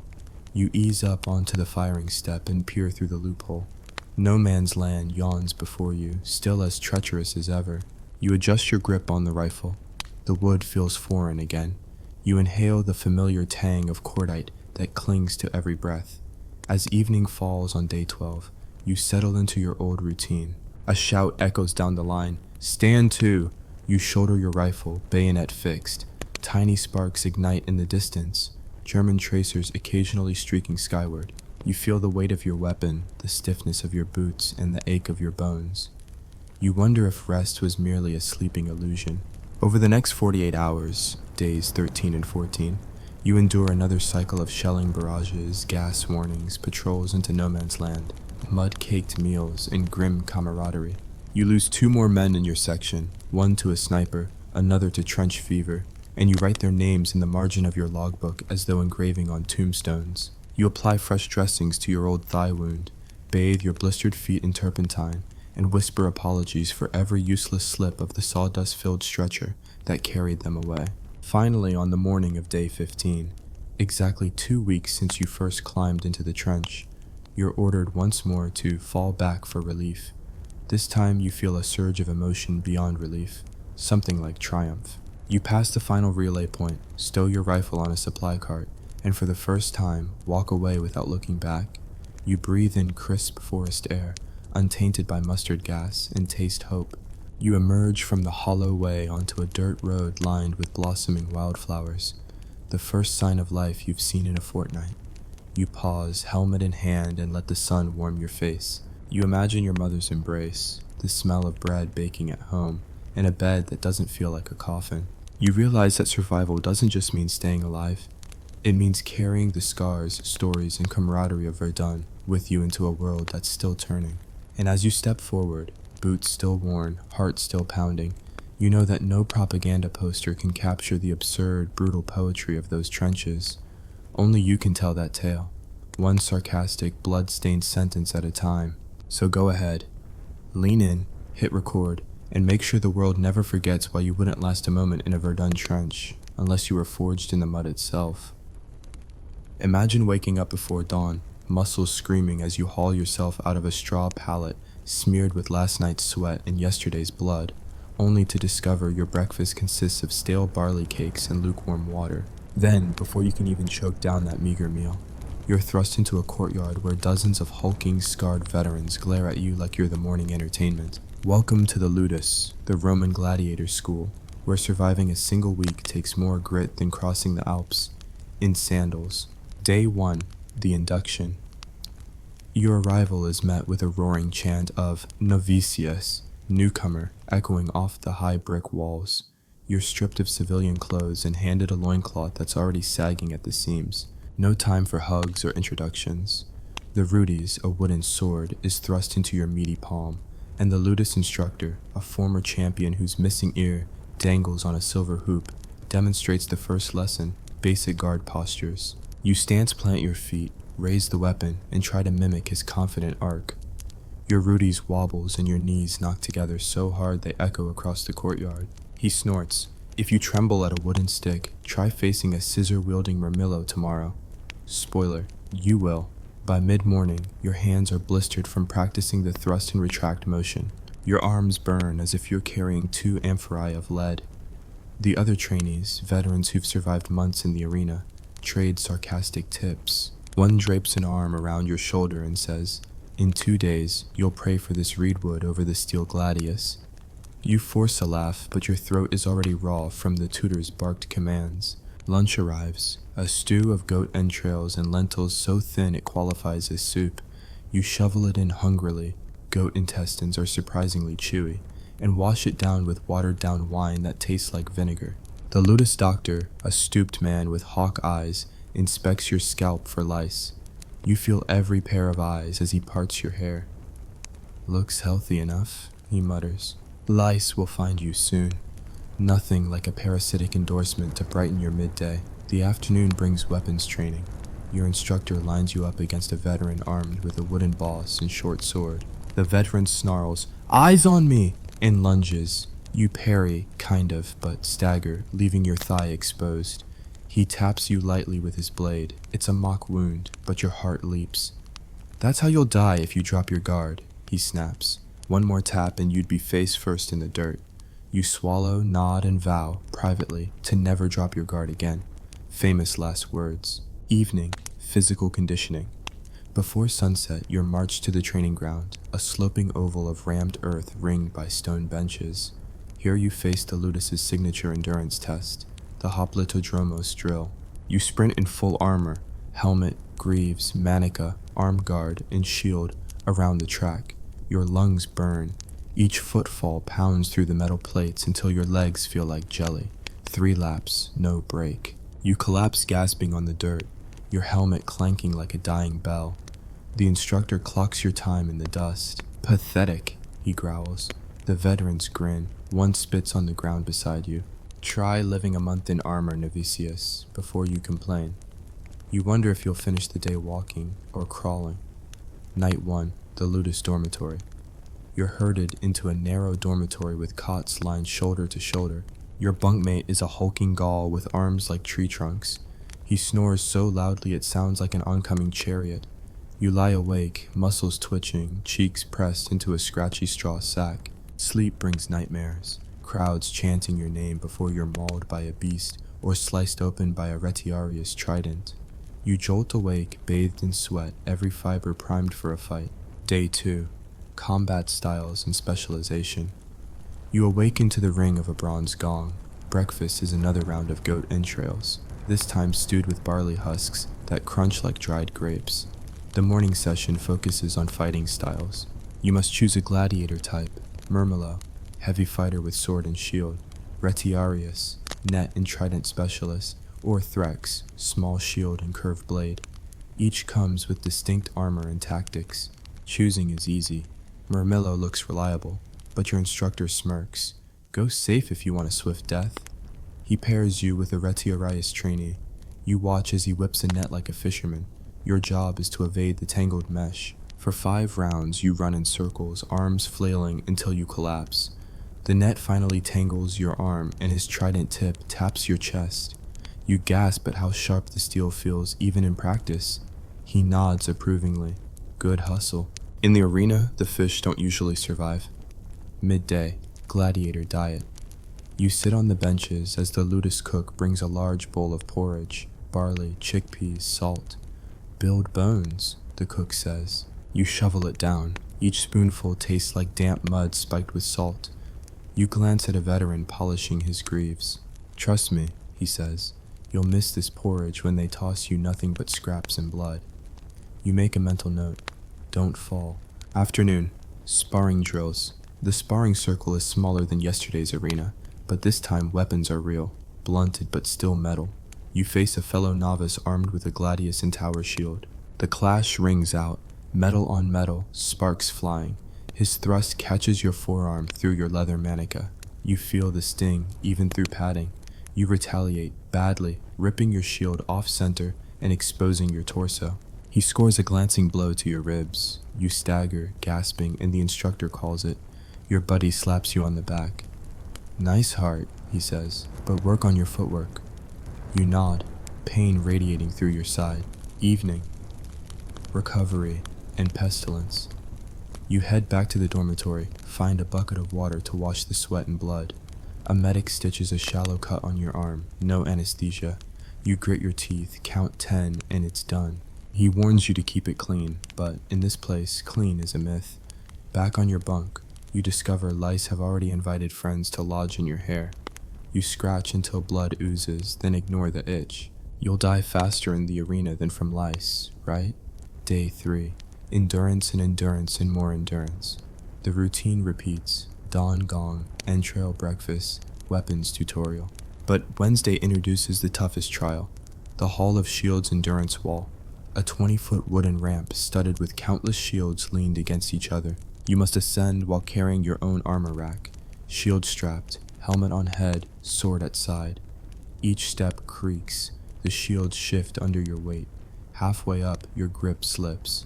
You slide down, shield crashing, helmet tumbling. You sprain your wrist trying to catch yourself. The instructor barks again. You groan, but comply.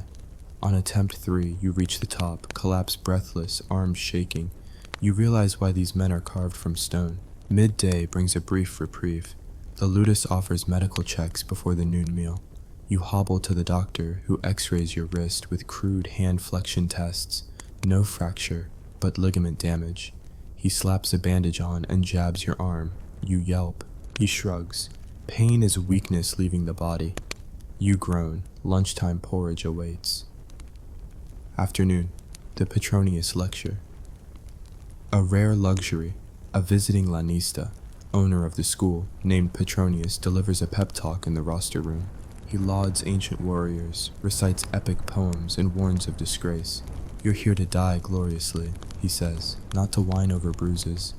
You nod at the veterans, who suppress smirks. Petronius singles you out.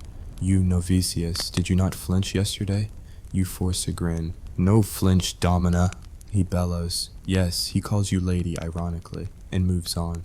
You exhale, heart pounding. Evening, night drills. Just when you think exhaustion might grant mercy, the instructor orders night drills. Torches line the arena. Select lanterns flicker out. You fight blind on one side of the ring, relying on glints of metal and the rasp of breath. Your partner is a blindfolded veteran who swings wildly. You block, duck, parry, and retreat, guided by training instincts. By the drill's end, your vision swims and your body screams betrayal. Night. 3. Fever dreams. Back in the dorm, you're too cold to sleep and too tired to dream. Rats scuttle over straw. You dig out lice, blood on knuckles. Your bedmate snores a lullaby of nightmares. You drift off into uneven slumber only to jolt awake from muscle cramps that feel like pinpoint flares igniting through your calves. Day 4. Advanced tactics and cumulative trauma. The pattern accelerates. Morning guard drills sharpen reflexes, but at a cost. Your wrist protests every movement. Your ribs throb with every breath. The instructor teaches you how to chain attacks, shield bash, thrust, slash, but your body hesitates. You land half-hearted strikes and he scowls. Your body doubts, kill the doubt. You digest the words even as you clutch your side. Midday, strength training. A barrel of rocks is rolled into the center of the training ground. Each gladiator must lift and carry it around the perimeter 3 times. You grunt under its weight. Your back strains, sweat mixes with blood from the wrist laceration.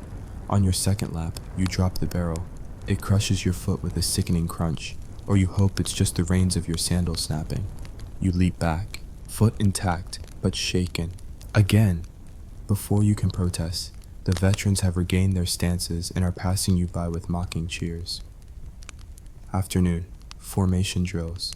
Today the instructor pairs you in a mock phalanx with other novices.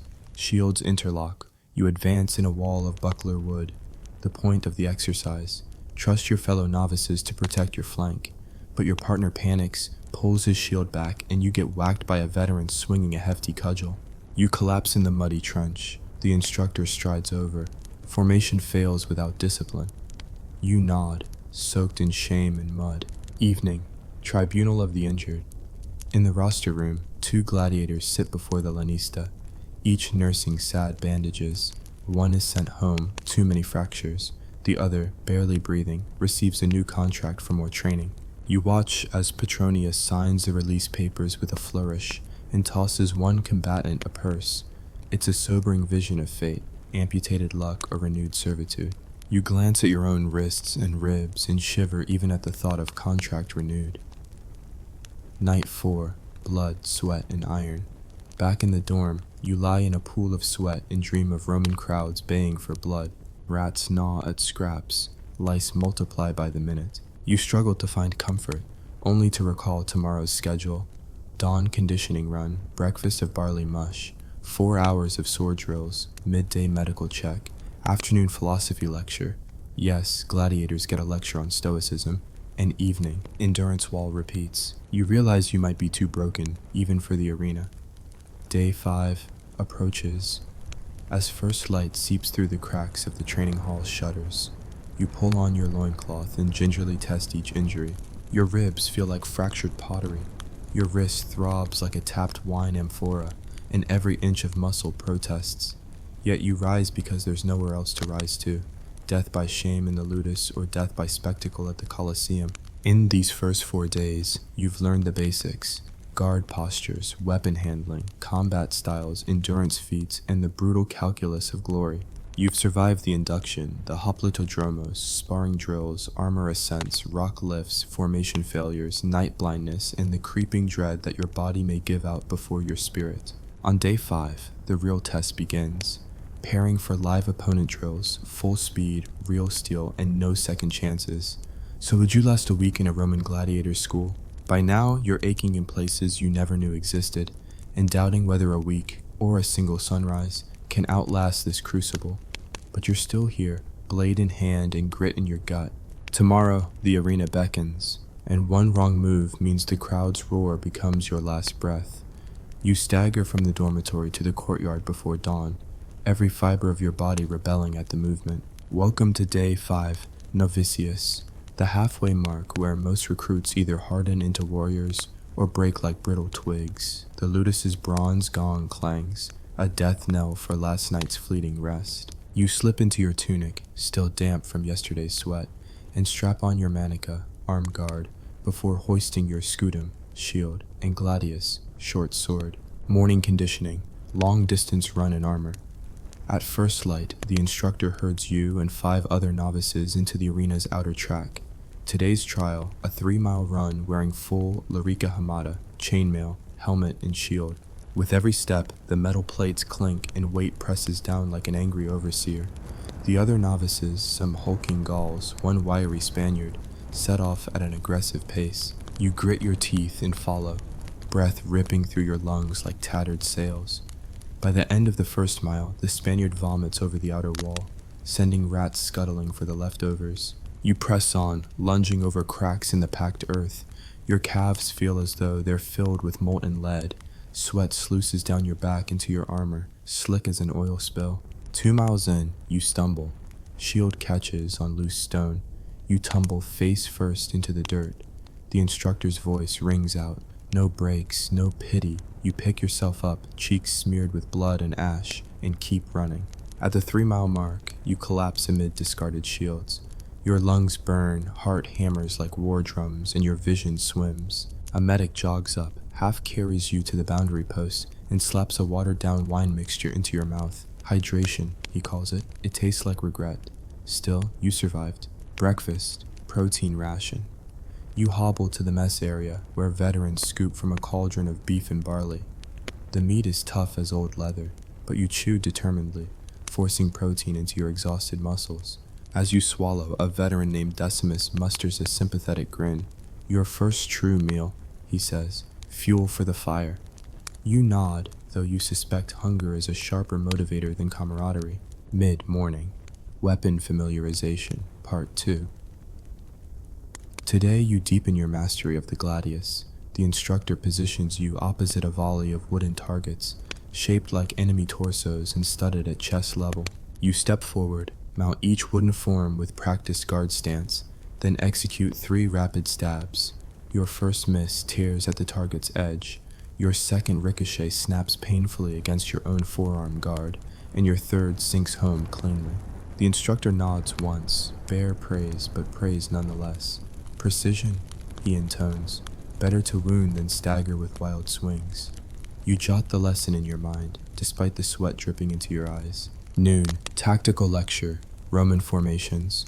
Rare respite arrives in a heated classroom, benches arranged around a lectern, where an aging centurio delivers a lecture on Roman phalanx tactics. He describes the testudo formation, the wedge attack, and the crucial point that gladiators, unlike legionaries, operate solo. You file mental notes. Shield wall, useless in amphitheater. Crowd expects individual valor. You stifle a yawn. Learning without movement feels surreal, but absorb his words. Tomorrow's sparring will emphasize footwork to outmaneuver a stationary. Shield wall. Afternoon. Sparring with fellows. Real steel. Blunted edges. Armed with your gladius, you join a line of novices awaiting sparring partners. Today's rule. Real blades, edges dulled but still deadly, protected by vine-wrapped cloth. Your name is called. You face the Spaniard, flame-eyed from this morning's run. He lunges immediately, no feints. You parry, block, and circle wide, relying on footwork you barely practiced. He feints high, you react low, but your hesitation costs you. His gladius tip scrapes across your thigh beneath the linen guard. You grit your teeth as the cold steel kisses your skin. Pain drives adrenaline. You counter with a high slash that he blocks. We trade blows, metal rings, sparks of friction, and each strike reverberates through your arms like thunder. After 3 frantic minutes, the instructor calls halt. You step back, panting, heart pounding. Blood trickles from your thigh, the wound smarting through the cloth. You touch it, warm and sticky. Not bad for a half-wit, he says, but learn to anticipate. The Spaniard claps you on the shoulder, respect from a fellow warrior, and you realize you've passed a real test. You're not dead yet. Evening, injury care and stoic philosophy. Back in the infirmary tent, the ludus doctor cleans and dresses your wound with pourboire oil and strips of linen. Each motion stings. You decide it's distraction therapy. He mutters, "Keep it clean, Vesuvius, or infection kills quicker than any blade." He then points to a scroll affixed to the tent wall, a fragment from Epictetus. It's not what happens to you, but how you react. You swallow, consider the wisdom, and vow to react with iron resolve. Night. 5. Restlessness and rats. Your cot in the dormitory feels lumpy, as if the straw formed to your bruises. Rats noisily scurry, nibbling unattended sandals. You wrestle with linen sheets that reek of sweat and disinfectant. Sleep arrives fitfully, haunted by images of roaring amphitheaters and snapping nets. Day 6. Advanced endurance and shield mastery. The sun rises to your moans of protest as you attend the Shield Mastery Workshop. Veterans demonstrate shield strikes, a sharp, glancing blow to an opponent's elbow joint to disable, a shield ram to knock the wind out, and a shield spike. an iron boss used as a stabbing weapon. You arm yourself with your tower shield and partner with a veteran named Titus. The first drill, hold your shield extended for 10 minutes, no break. You lock your arm, teeth clenched. The seconds crawl, sweat trickles between thumb and forefinger as your muscles scream in silent curses. Next, you practice shield rams. You charge Titus, he braces. Your shield glances his ribs, he staggers. He does the same, and you flinch. After 10 repetitions, you're gasping, legs trembling. Titus nods approvingly. Strengthen shield, strengthen will. Midday, gladiator diet, herbal supplements. You sit cross-legged on a stone bench as the ludus cook hands each gladiator a small herbal tonic, dried nettles, burdock root, and a dash of honey. The instructor explains, these herbs reduce inflammation, strengthen metabolism, and improve recovery. You tip the bitter liquid into your mouth, flavor like burnt grass, and swallow. You're skeptical but desperate for any edge. Afternoon, live opponent drills, first round. This is it, pairing off for live opponent drills with blunted steel. Each novice faces multiple partners in rapid succession. 3 hits, you fall. You draw the straw and get the lanky Gaul, tower shield and longsword specialist. We step into a sandy circle, spectators of fellow trainees ring the perimeter. Bell sounds, you lunge, he blocks with shield, half shoves you back. You circle left, jab, he dodges and counters, his blade taps your wrist, sharp enough to draw a red line. You wince, grit teeth, and counter with a faint high-low thrust that grazes his thigh. First blood to you. The crowd cheers. He nods in approval. You bow. 2 rounds in, you're winded, cut in 2 places but unbeaten. You stagger out, heart thundering. Between rounds, the instructor lectures. Mastery through contact. In the arena, nerves are your deadliest opponent. You pant the words, letting them embed. Evening, campfire tales and bonding. For the first time, novices gather around a small fire ring in a sheltered corner of the ludus. A veteran Murmelo recounts his first match, how he felled a towering Thracian in 3 moves and earned an ovation that shook the stands. Another Retiarius tells of tangled nets and the awful realization that a net stump meant certain death. You listen, enthralled and terrified, sipping watered wine. Stories of survival blend with laughter. Here, in the flickering glow, you glimpse a fellowship born of shared misery. Your nights are 6, fever and phantoms. You crawl into your bunk, skin clammy. Your thigh wound throbs. Your ribs still ache from shield drills. You realize you've skipped a proper wash all week. You reach for clean water, splash your face, and the chill brings on a feverish tremor. You shiver under your blanket, fear that tomorrow's drills will find you weak. Sleep arrives in jagged intervals, fitful, drenched in sweat, haunted by phantom cheers. Day 7, the Crucible, mock arena battles. Day 7 dawns as your Crucible, a full-scale mock battle in the arena, pitting teams of novices against one another with safe yet formidable gear. You don your full panoply, manica, greaves, helmet, shield, and gladius. Facing you across the sandy oval are 8 other novices, each sweating, eyes blazing. The instructor's voice booms. Survive, dominate, prove your worth. The gates clang. You step into the ring, shield raised. The air crackles with tension.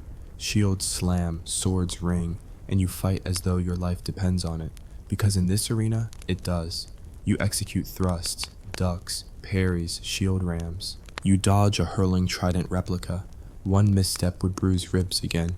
You find an opening and jab your gladius into a compatriot's shield rim. With such force, he stumbles. Another novice tackles you. You reverse, sending him tumbling. After 10 brutal minutes, only 4 novices remain standing. You, the Spaniard, the Gaul, and a silent German with crested helmet. You exchange nods, mutual respect in sweat and grime. The instructor calls halt. You slump, breathing ragged, limbs heavy as stone. Night 7, reflection and resolve. Back in the dorm, you sink into your bunk, battered but alive. 7 grueling days have seared lessons into your flesh and mind. Endurance is forged, not given. Precision spares you from the blade. Camaraderie can temper the sharpest fear. Pain is a constant companion. As you drift towards sleep, this time a deeper earned rest, you realize A week in the ludus has broken you down and built you anew. Tomorrow, day 8, you'll begin the final phase, selection for public debut in the arena or honorably unshackled release back to civilian life. The choice lies before you, like the open gates of the amphitheater, glory or oblivion. But for now, you close your eyes, cradle your rudies, and dream of the roar of the crowd.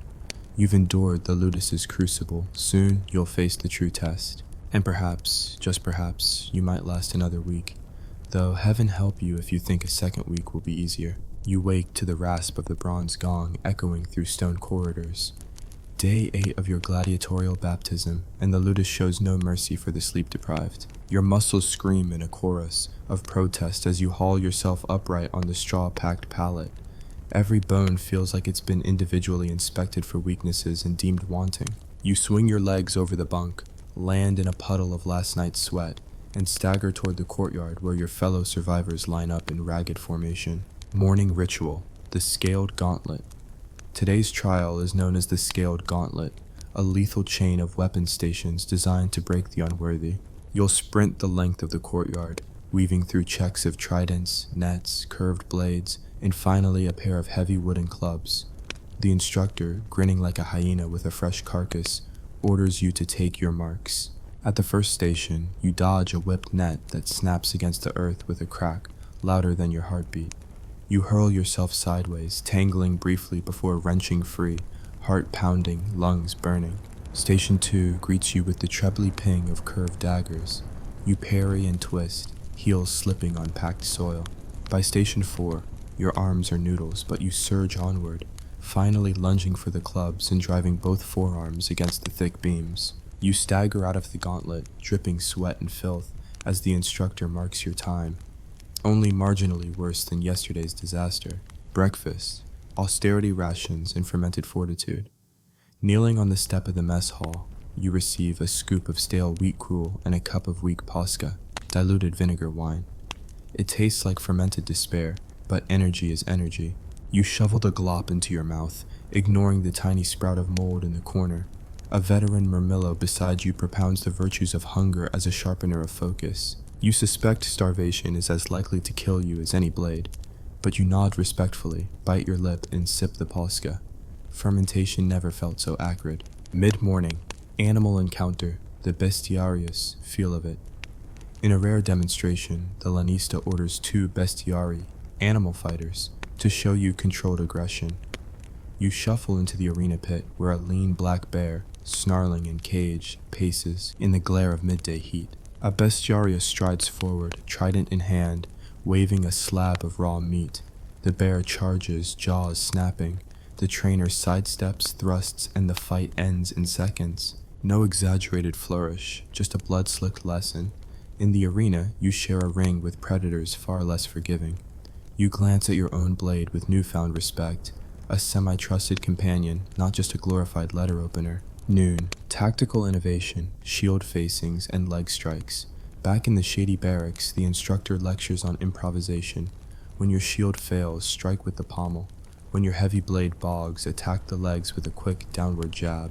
He demonstrates on a mannequin, a shield bash, an immediate hammer strike to the thigh, and a twisting knee to the ankle. You practice on each other, shield heads banging, short blades darting for kneecaps, and you feel a spark of exhilaration. Brutality honed into technique. Afternoon, endurance test, the Hill of Spears. Next comes the dreaded Hill of Spears, a steep embankment lined with fixed spear points angled outward. You must scale the slope under a rain of practice javelins thrown by veteran gladiators. The first javelin buries its tip in the ground beside your foot, coating you in dirt.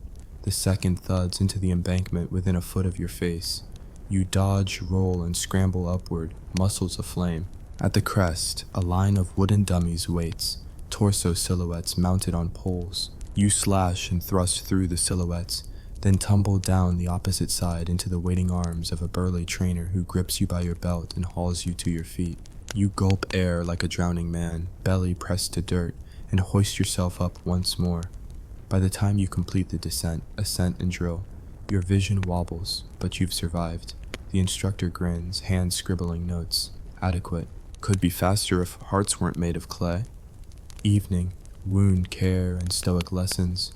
Bruised and lacerated, you trudge to the infirmary tent for fresh dressings. The doctor, grim and efficient, soaks bandages in boiled wine and honey, slathering them onto your cuts. Each application stings like acid in a fresh wound, but you bite back curses. As he works, he recites lines from Epictetus, "No man is free who is not master of himself." You half listen, fever dreaming of freedom beyond the amphitheater. Perhaps those words will cling to your spirit more stubbornly than infection to your flesh. Night 8. Psychological drills. The silent walk. Tossed back into the dormitory with only a flickering oil lamp, you learn that mental endurance is equally vital. The instructor orders the silent walk, a midnight exercise in total darkness. No lamps, no torches, only the moon hiding behind clouds.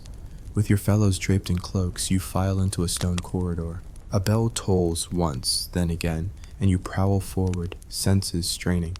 Without warning, someone shrieks behind you. Another shoves your shoulder, and phantom whispers echo from the walls. Your heart hammers. Each step risks tripping over straw-packed pallets or colliding with a snoring comrade. The corridor twists in unfamiliar angles, and for a moment you think you're lost. Then the bell tolls thrice, guiding you back to the dorm entrance. You emerge, shaking, drenched in sweat, mind buzzing with the specter of unseen threats. The lesson is clear. Terror can be as crippling as any sword. Day 9. Partnered tournaments, alliance and rivalry. Dawn brings partnered tournament competitions. Pairs of novices face off in brief 2-minute bouts, then rotate partners. You draw the Gladiator, a tall, muscular Thracian armed with dual curved daggers. His eyes gleam with anticipation. The gong sounds, you spar. Steel clangs, sparks fly as you pivot and parry. His curved blade swipes low. You hop, twist, and deliver a controlled shield bash that dazes him. With a feint, you drive your blade into his padded flank. He concedes defeat.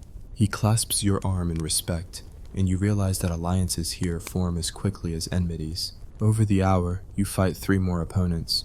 A Retiarius who tangles you briefly in his practice net. A Murmillo who wields a longer gladius, testing your footwork.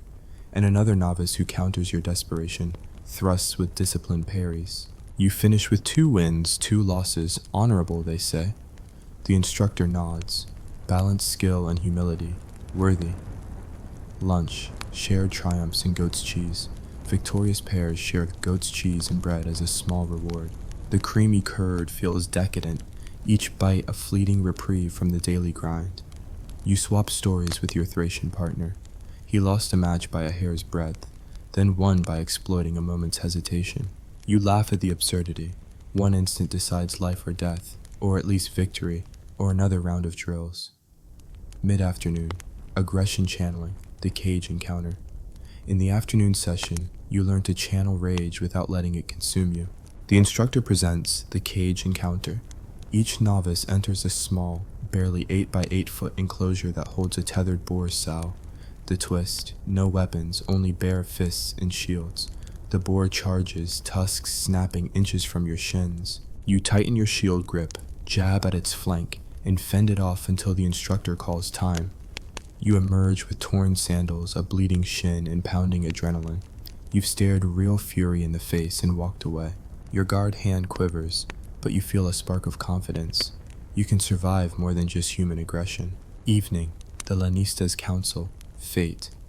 Decided that night, the Lanista convenes a council of scores, a semicircle of tables in a torchlit hall, where instructors tally performance metrics, speed, precision, resilience, tactical awareness. You sit on a wooden bench flanked by your fellow novices, sweating under the glow of oil lamps. One by one, names are called.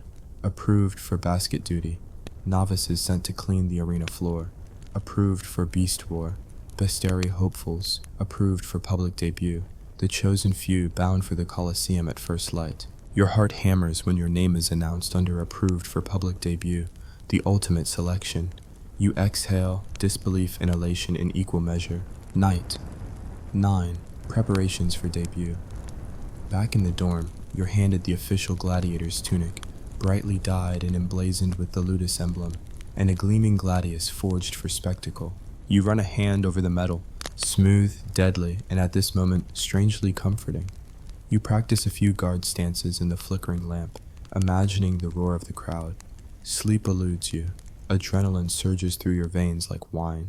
You lie awake listening to the snoring, dreaming of the sands of the amphitheater. Day 10, the dawn of spectacle. Before sunrise, you're led in procession through the corridors, instructors bowing, fellow trainees saluting your passage to glory. You feel simultaneously exalted and exposed, like meat displayed on a hook. Outside, the morning sun glints off armored phalanxes of spectators already gathering. Torches line the entryway to the arena. A trumpeter calls your name. You march forward, muscles taut, heart thrumming the rhythm of destiny. As you step onto the sand, fine, blindingly white, the roar of thousands washes over you like a tidal wave. The first cohort of beasts awaits. Boars, bulls, even a chained lioness whose golden eyes lock on you with feline disdain. You glance at your blade, at your new tunic, at the sea of upturned faces. In this moment, the ludus's crucible comes to a head. Survival is no longer measured in drills or mock battles, but in the naked theater of life and death. You raise your sword, salute the crowd, and prepare to fight, for your life and for the cheers that will decide whether you live to see another dawn. And with that, the third week of your gladiatorial odyssey surges into reality, a raw testament to endurance, ferocity, and the absurd courage it takes to smile at death in the sands of Rome. Would you last a week? You've already outlasted expectation. Now, can you outlast the roar? Time and the blade will tell. Day 11, dawn of the duelist. You awake to the distant clang of the amphitheater gates, a summons to the midday duelist trials. Your bones ache beneath your tunic, but there's no time to nurse discomfort. You sling your shield over one shoulder, a gladius at your hip, and march across the courtyard to the smaller practice ring. 20 gladiators wait, murmeloes, threx, hoplomachy, all chosen for display in combative pageantry rather than outright slaughter. Each of you will fight twice, victories earning you not only applause but the crucial favor of the lanista. Your first opponent is a threx specialist, small shield, curved Sika blade meant to slash armpits and groins. He circles you like a wolf, feet light, blade poised. The bell sounds. You firm your guard, feint left and thrust. His shield intercepts, but you pivot into his flank. He snarls and sweeps his Sika low. Your shield snaps downward, deflecting the blow, but the impact rocks your arm. Remembering last week's lessons, you jab your pommel at his forearm, forcing him to drop the Sika. You follow with a swift slash across the shoulder, first blood to you. The crowd hisses approval. Round 2, a retiarius, net, and trident. He casts his net at the veteran next to you. You watch it entangle the man's shield. Then he reels back the trident, flashing its 3 tines. You circle left, baiting him forward, and drive your gladius under his netted shield and into his thigh pad. He yelps, stumbles, and you surge in for a shield ram into his chest. He goes down, and the referee calls the victory. Your heart pounds, not from exertion alone, but from the knowledge that each win inches you closer to spared ribs, and maybe, just maybe, a life beyond the sands. Afterward, the lanista appears, nods approvingly, and bestows upon you a braided cord of red fabric, an honor badge marking you as a duelist of note. The veterans clap you on the back, some genuinely impressed. You pocket the cord like a merchant hoarding coin, smiling at the weight of possibility. Day 12. The gauntlets return, and redemption. 12 days of the ludus have bent and battered you, but today brings the ultimate reckoning, the public gauntlet. All novices run the same lethal course you faced on Day 8 scaled gauntlet, only now fully armored, with spectators betting on outcomes. You line up beneath the archway into the courtyard, each of you donning segmented greaves, manica, and helmet. The lanista strides by, eyeing you like a butcher appraising livestock. Nearby, punters lay down bronze for your odds. When the signal horn blasts, the first contender sprints.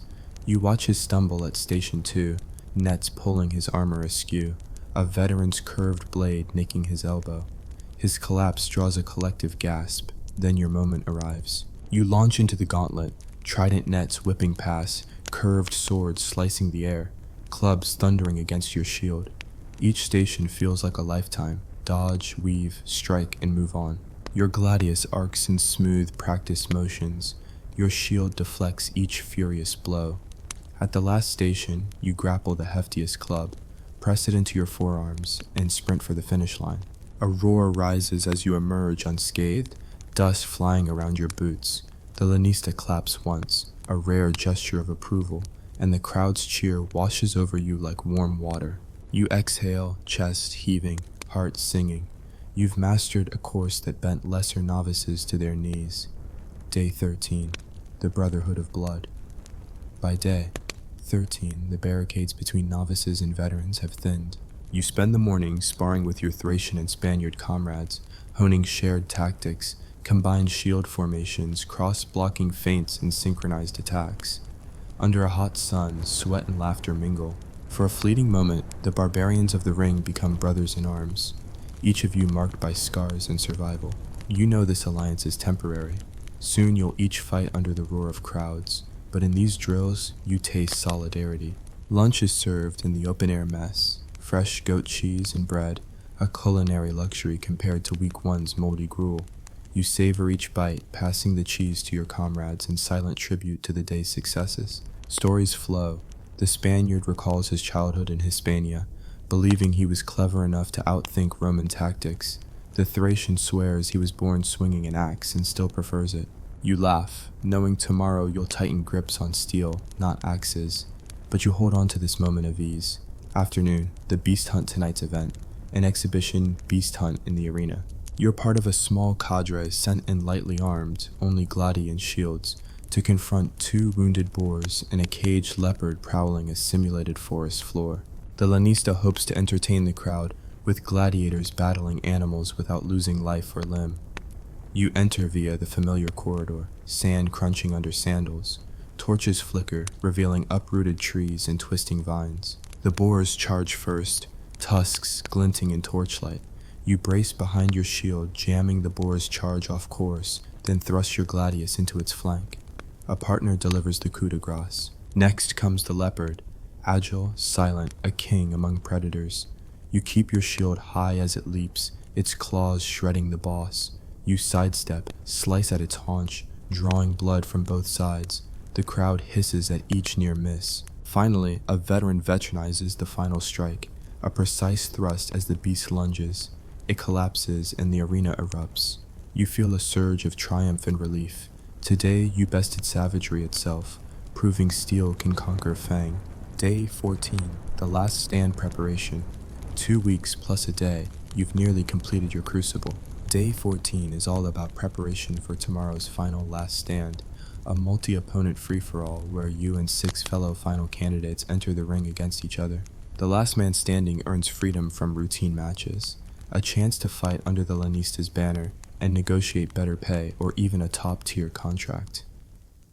Morning, tactical briefing. The lanista addresses the 7 of you in the roster room. He explains the rules: no shields allowed, only gladii and manicas, and no holds barred. Fight until the final bell. He paces before a crudely drawn diagram of the arena, marking tactical choke points, pillars, broken columns, and overturned cart. Use the terrain, strike from the flank, trap your foes. He issues each of you a fresh gladius and binds your manica tight. His eyes rest on you. You've earned this, he says quietly, but only one will emerge. Midday, final conditioning. You spend the hours before the event reconditioning. 3 laps of the arena's outer track in light armor, explosive shield rams into padded posts, and gladius drills against moving wooden dummies. Sweat pours, muscles ache, but your heart is afire with anticipation. You visualize tomorrow. The cheers, the clashing steel, the singular moment standing alone. Each step cements your resolve. Evening, the night before the storm. That night, you retreat to the dormitory at dusk. The air hums with nervous energy as final candidates swap words of bravado and solemn vows. You clean your blade meticulously, running cloth over the edge until it gleams. You tie your tunic for optimal movement, test every strap. Then you sit alone under a torch, closing your eyes to visualize the fight. You see the pillars as cover, the crowds as distant thunder, the other 6 men, each with his own style, his own story, advancing in turn. You breathe in the tang of oil lamps and steel, letting the scents sharpen your senses. You wake in the small hours, heart pulsing, You whisper a quiet prayer to whichever gods might care, that tomorrow, when the gates swing open and the sands quake with anticipation, you will move with clarity, strike with precision, and stand when the echoes fade. Day 15, the last stand.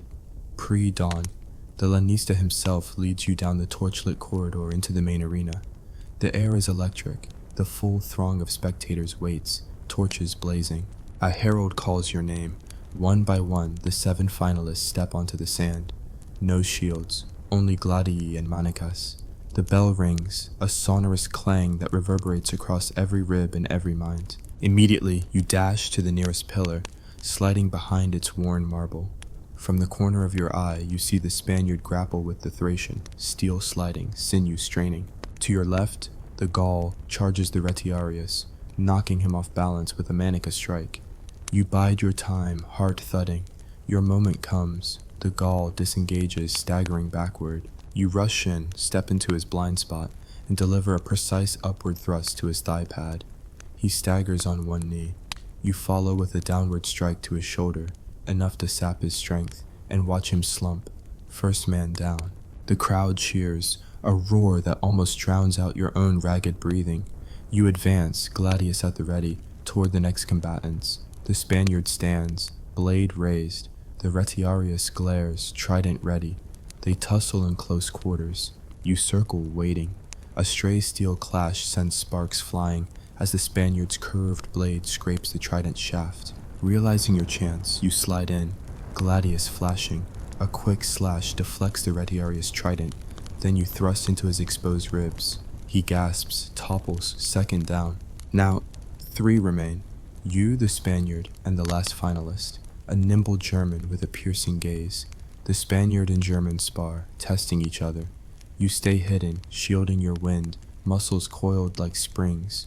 Soon, both notice your approach. A temporary truce forms, 2 against 1, but your duelist badge grants you confidence. You thrust at the German's flank. The Spaniard lunges at the other. The German parries, but forces the Spaniard back, allowing you to press the advantage. You engage the German, blade ringing against his, sparks flaring. Each strike hammers nerves into hyperdrive. At last, the German overextends, and your blade finds an opening beneath his shield. He staggers, blade tumbling from his grip. You reverse blade, but pause.